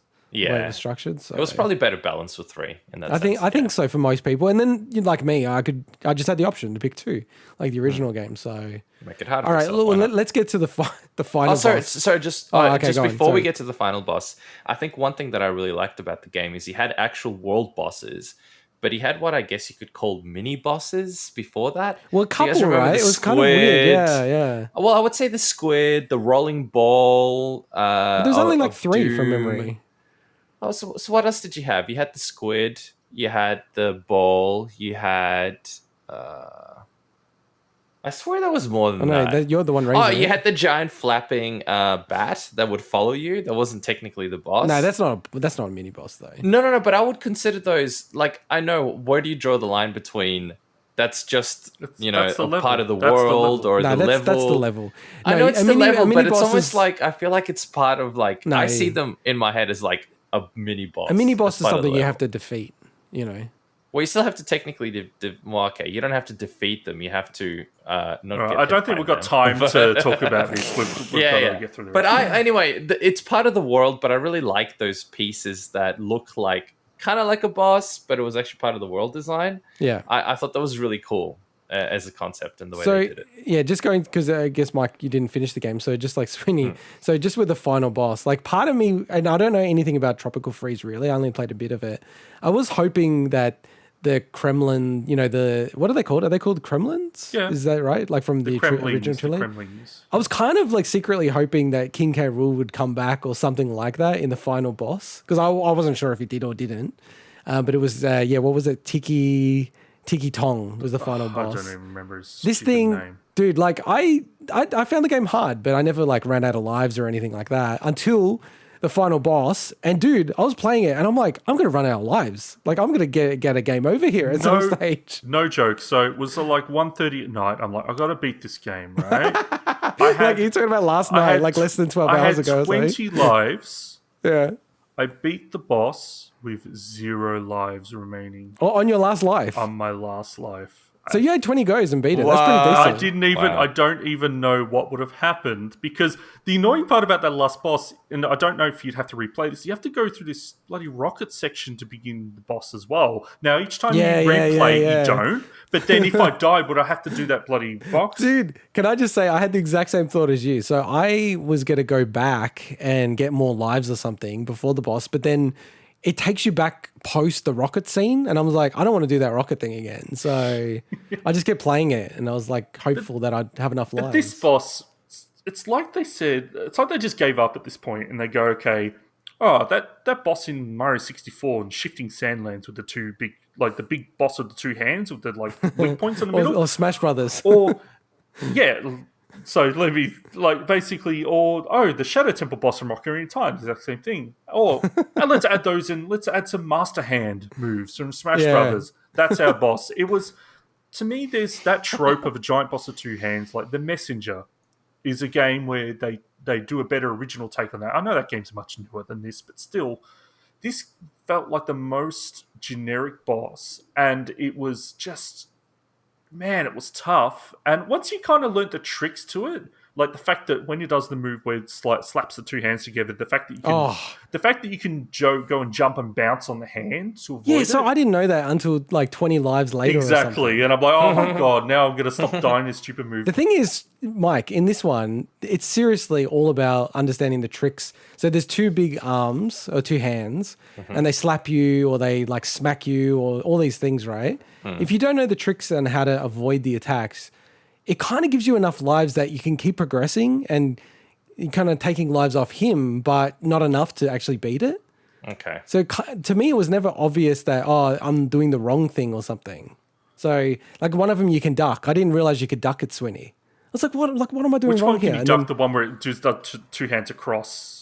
Yeah, I didn't know that you one. could duck that. No. Yeah, I was trying to jump it, and I'm like, oh my God. When I found out I could duck it, I'm like, oh my God. Yeah, but I was using that opportunity to try and land on the actual weak point. But yeah, I wasn't that good to do that. Because then also the hitbox for that was so quick. The hitboxes in general, the bosses. It's just fuck this boss. Seriously, like I hate this boss so much. It's a horrible boss, dude. It's like Yeah. I don't know if I've heard you swear before. That must be really bad. Dude, it was. It's like, I think I had 50 lives and then I was like running out. I'm like, oh my God. I think I beat it with like 20 lives to go. And I was like, oh my God, thank God. I was sweating. I know, again, like, I can't talk about this, but lives seem to be... Okay, I had 3 lives, so that makes it a hell of a lot easier. But I also had... Hearts. Hearts, sorry. I also had 250 coins to buy lives I with. never used any coins and I regretted it. yeah, you can buy lives with it. You can buy so many lives that I felt, will I ever actually reach game over? Because 250, whatever the translation rate is, you could buy a ton of. Well, you only max out over on that. 99 lives, so I could see someone losing 99 lives on the final boss. To be honest, it's so frustrating. Damn. Wow. It's really frustrating, and then you can't kind of put it down because I don't want to go through the rocket section again. Well, leading up to you the know boss, what I was if going it to do? works like If that. I died, I was just going to turn the game off and come do the show saying I just gave up. Really? Yeah, I guess you were on 0 lives because I never got a game over screen, so I don't know how that all works. I was so happy when I beat it on that. I was like, oh, That's cool, dude. That's what clutch. happens? That's Do clutch. you actually lose the game or not? Nah, most of the games they just put you back, with 5 lives or something like that. Yeah, so. okay. Fair enough. Yeah, but so like they're all the bosses. We're running long, so do you want to just quickly, briefly touch on the graphics and music? So graphics, I thought it was really, really cool. Like I loved the design of these games, like on the 3DS and Wii, especially on the 3DS. Yeah, and the fact that we talked about how you had multi-dimensional parts of the level where you could go to the background and do things. I like that, especially in 3DS, the fact that you had that perspective and it felt like it. Or when you get launched with a barrel into the perspective, it looks so cool on a 3DS. Yeah. It's almost like it was designed for the 3DS. And Swinny, how do you think it stood up against the original trilogy? This game's absolutely gorgeous, and it's just kind of just let down by the Wii's resolution a bit and the overall jankiness. But it ran at a really nice 60 frames a second with a little bit of slowdown. But overall, I thought it was a really nice looking game. Yeah, I feel like this is... I know it's so almost trope to say this by now, but, this game is so perfect on the Switch. Like, if it came to the Switch, remaster. It'd be also on the Switch. Yeah. Like, especially if they could do AI upscaling of the images or graphics or whatever. It would look insane. You wouldn't even... I honestly don't think you'd need to do much to this game. Integot, you may know this, but Mike, what if I told you there was a version of Donkey Kong Country Returns that was the best of everything. What? I can guess what you're going to say. And it was not released. Emulated? It was not released on a Nintendo console either. What? So, Oh, let me guess. Is this the Nvidia Shield in China? So, What? in 2019, the Nvidia Shield in China got a port of this game that was running at 1080p, no motion controls, 60 frames. Oh. That's the version I should have played. Anyway, and Mike, that is the Nvidia Shield. Just so you know, it's basically the same chipset as the Switch. Yeah. So crazy, dude. So crazy. That's nuts. So what final about the thing music? before we go to the overall. music. So music, I love the music, man. I really did. It's so interesting because you didn't play the original. No. No. You got to understand, Mike, that the original is literally some of the best music ever for video games. So I like Swinny. I just felt it was kind of like, it was music. It was good. I didn't think anything blew me away. the music is solid. The best moments are the callbacks to Donkey Kong Country 1 specifically. So the title theme, Jungle Hijinks, and the end level theme, like this victory theme, they're all directly from Donkey Kong Country 1, just with a new touch of musical paint on them. Really good, but the new tracks are just a little pedestrian. Doesn't live up to the SNES soundtrack. To me, the biggest problem is that a bunch of stages, especially it seemed like later on, had the same music back to back for levels. So I think 3 of the lava levels had the same music track, whereas I'm not used to that at Donkey Kong Country. They usually spice it up and they make it as a different song each level. And some of the stuff sounded very Metroid Prime-ish, which makes sense. Oh, but interesting. that's not a bad thing. Was the same composer as Metroid Not Prime? sure, but there's like some kind of like chanting stuff. Oh, It's yeah, that's very right. Yeah, much there Metroid was. Prime-y. So yeah, I like the music, but it's nothing compared to the original. I've heard Yeah, I Tropical agree. Freeze is pretty good though. So Yeah, Tropical Freeze was cool from the start that I played it. and So Mike, definitely check out Donkey Kong Country soundtracks like on YouTube or something. Yeah, I'm gonna put the They're soundtrack on awesome. today while I They're do. awesome. but it is whatever I do interesting that today. you thought it was awesome. So it does show how much playing the original kind of colors everything. Well, no, look, if I was to play the originals, I would probably love them more than I did this. I think the only reason I like these is it didn't feel like music from a game from 2010. It felt like music from a game from the 90s. And I like that. Maybe that's what they were going for, yeah. So I think maybe that's what they were. It just reminded me of some of the games that I played that weren't even, Donkey Kong games or anything. I remember there was a game called Karma Curse of the 12 Caves, which is like this puzzly kind of mystish type of game, and it some of the music for some reason just reminded me of that, and it brought back memories of the 90s, and that's why I think I really like the music. I remember like just thinking about it, as in most of the time sometimes I forget about the music or I don't really think about it in a lot of ways, but the fact that I actually consciously thought, hey, I don't mind the music in this, it's kind of cool, is a testament that I think it's quite cool for someone that's new to the genre or new to the game. So, we are running long. So, just overall thoughts for this game. Succinctly, like I would put this game, if I put Donkey Kong Country 1 on one tier, I'd probably put this game on the tier above. And then the tier above that would be like Donkey Kong Country 3 and 2. That's kind of how I think about this game. I really, really liked it. I think it's better than Donkey Kong Country 1, obviously. But I just don't think it reached the heights of Donkey Kong Country 2 or even 3, which is interesting because I just played that last year, right, Swinny? Or was it this year? I'm like losing track. Last year. Last year, okay. Last year. For the first time, which is weird given... all the way through. I'd always played it, but not all the way through. So how about you, Mike? Where did you land on this game overall? Compared to the other ones? No, just as a game. No, I I actually really liked it. I thought the difficulty curve was a bit annoying as we spoke about, and I was battling with the controls too much. But I'm really glad I played it, and I think what's probably going to happen now is I'm going to have to go back and actually play. Sounds like number 1 is maybe. Should I skip that, or should I just go 1, 2, and 3 and actually play them? I think all? Swinny would say no, but I would probably say yeah. I'd say just play Donkey I Kong think Country 2. my suggestion last time was to maybe play the first world just to see what it was like, and then move to number 2 and 3. Oh yeah, that's fair. Cool. That's fair. I did actually, and I think I ended up playing the first world, but I just wasn't sure if it's worth playing through the whole thing in that sense, or if it's too difficult and I'll give up before I actually get to 2 and 3. But I really enjoyed it, to be honest. It felt frustrating at times, but it didn't feel like a chore. It felt like, hey, I really wanted to give this thing a go as someone who wasn't really exposed to this game in my childhood. and I'm really glad I did. I thought it was a really enjoyable experience overall. So Yeah, just to add to that point, I totally agree with your wording of chore. Like this game felt like a bit of a joy and a breeze to play for me. Like it was difficult, but it was just really fun to just play at any time. Like I never felt, oh, I got to play this game. Like I just liked coming back to it and just get through it. So, and how about you, Swinny? So, to me, I put this game just slightly below Donkey Kong Country 1 on my list for a very specific reason. So, up until that first, like, 3/4 of the game, it would have been better. But then just the late game stuff, I just think was just poorly designed.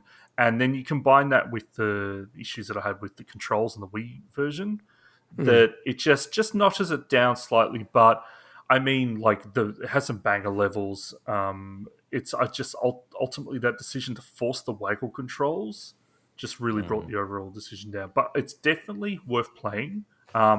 If they do ever release a version on the Switch, then man, that would be a game to play. Yeah, it feels like a total no-brainer. So just to call out, in episode 52, so the 11th of July, we're going to go through Tropical Freeze. So that's in line with the 40th anniversary of Donkey Kong itself. And also 1 week before our 1 year anniversary for the podcast, which is pretty cool. So yeah, like I'm actually really fascinated to see where Tropical Freeze will land. Because I feel like Tropical Freeze is like kind of what this game could be if it just had traditional controls and style and everything like that. And, you know, also just to give you this sneak preview, in Tropical Freeze, you can play as other characters in it, which I was kind of shocked when I started playing this, realizing you can only play as Donkey Kong. So that's Donkey Kong Country Returns. So yeah, let's wrap up the show. So as always, next week, I will be criticizing all of us, all the bigwiggers, putting everyone on blast for our New Year's gaming resolutions. So I've got comments to everyone next week. And then also we'll be keeping an eye out on ID at Xbox, so the indie showcase. I think they're talking about having up to 100 games shown. Maybe I'm getting that wrong on Twitter. And also, you know, whatever inclusions will come up on Game Pass itself. As always, if you want to reach out to us, hit us up at BigWigPod on Twitter or bigwigpod@gmail.com or through the YouTube comments. And if you could give us a 5-star review, follow us on Spotify, do whatever you need to spread the word about Big Week in Gaming. With that, bye-bye. Catch us later. laters.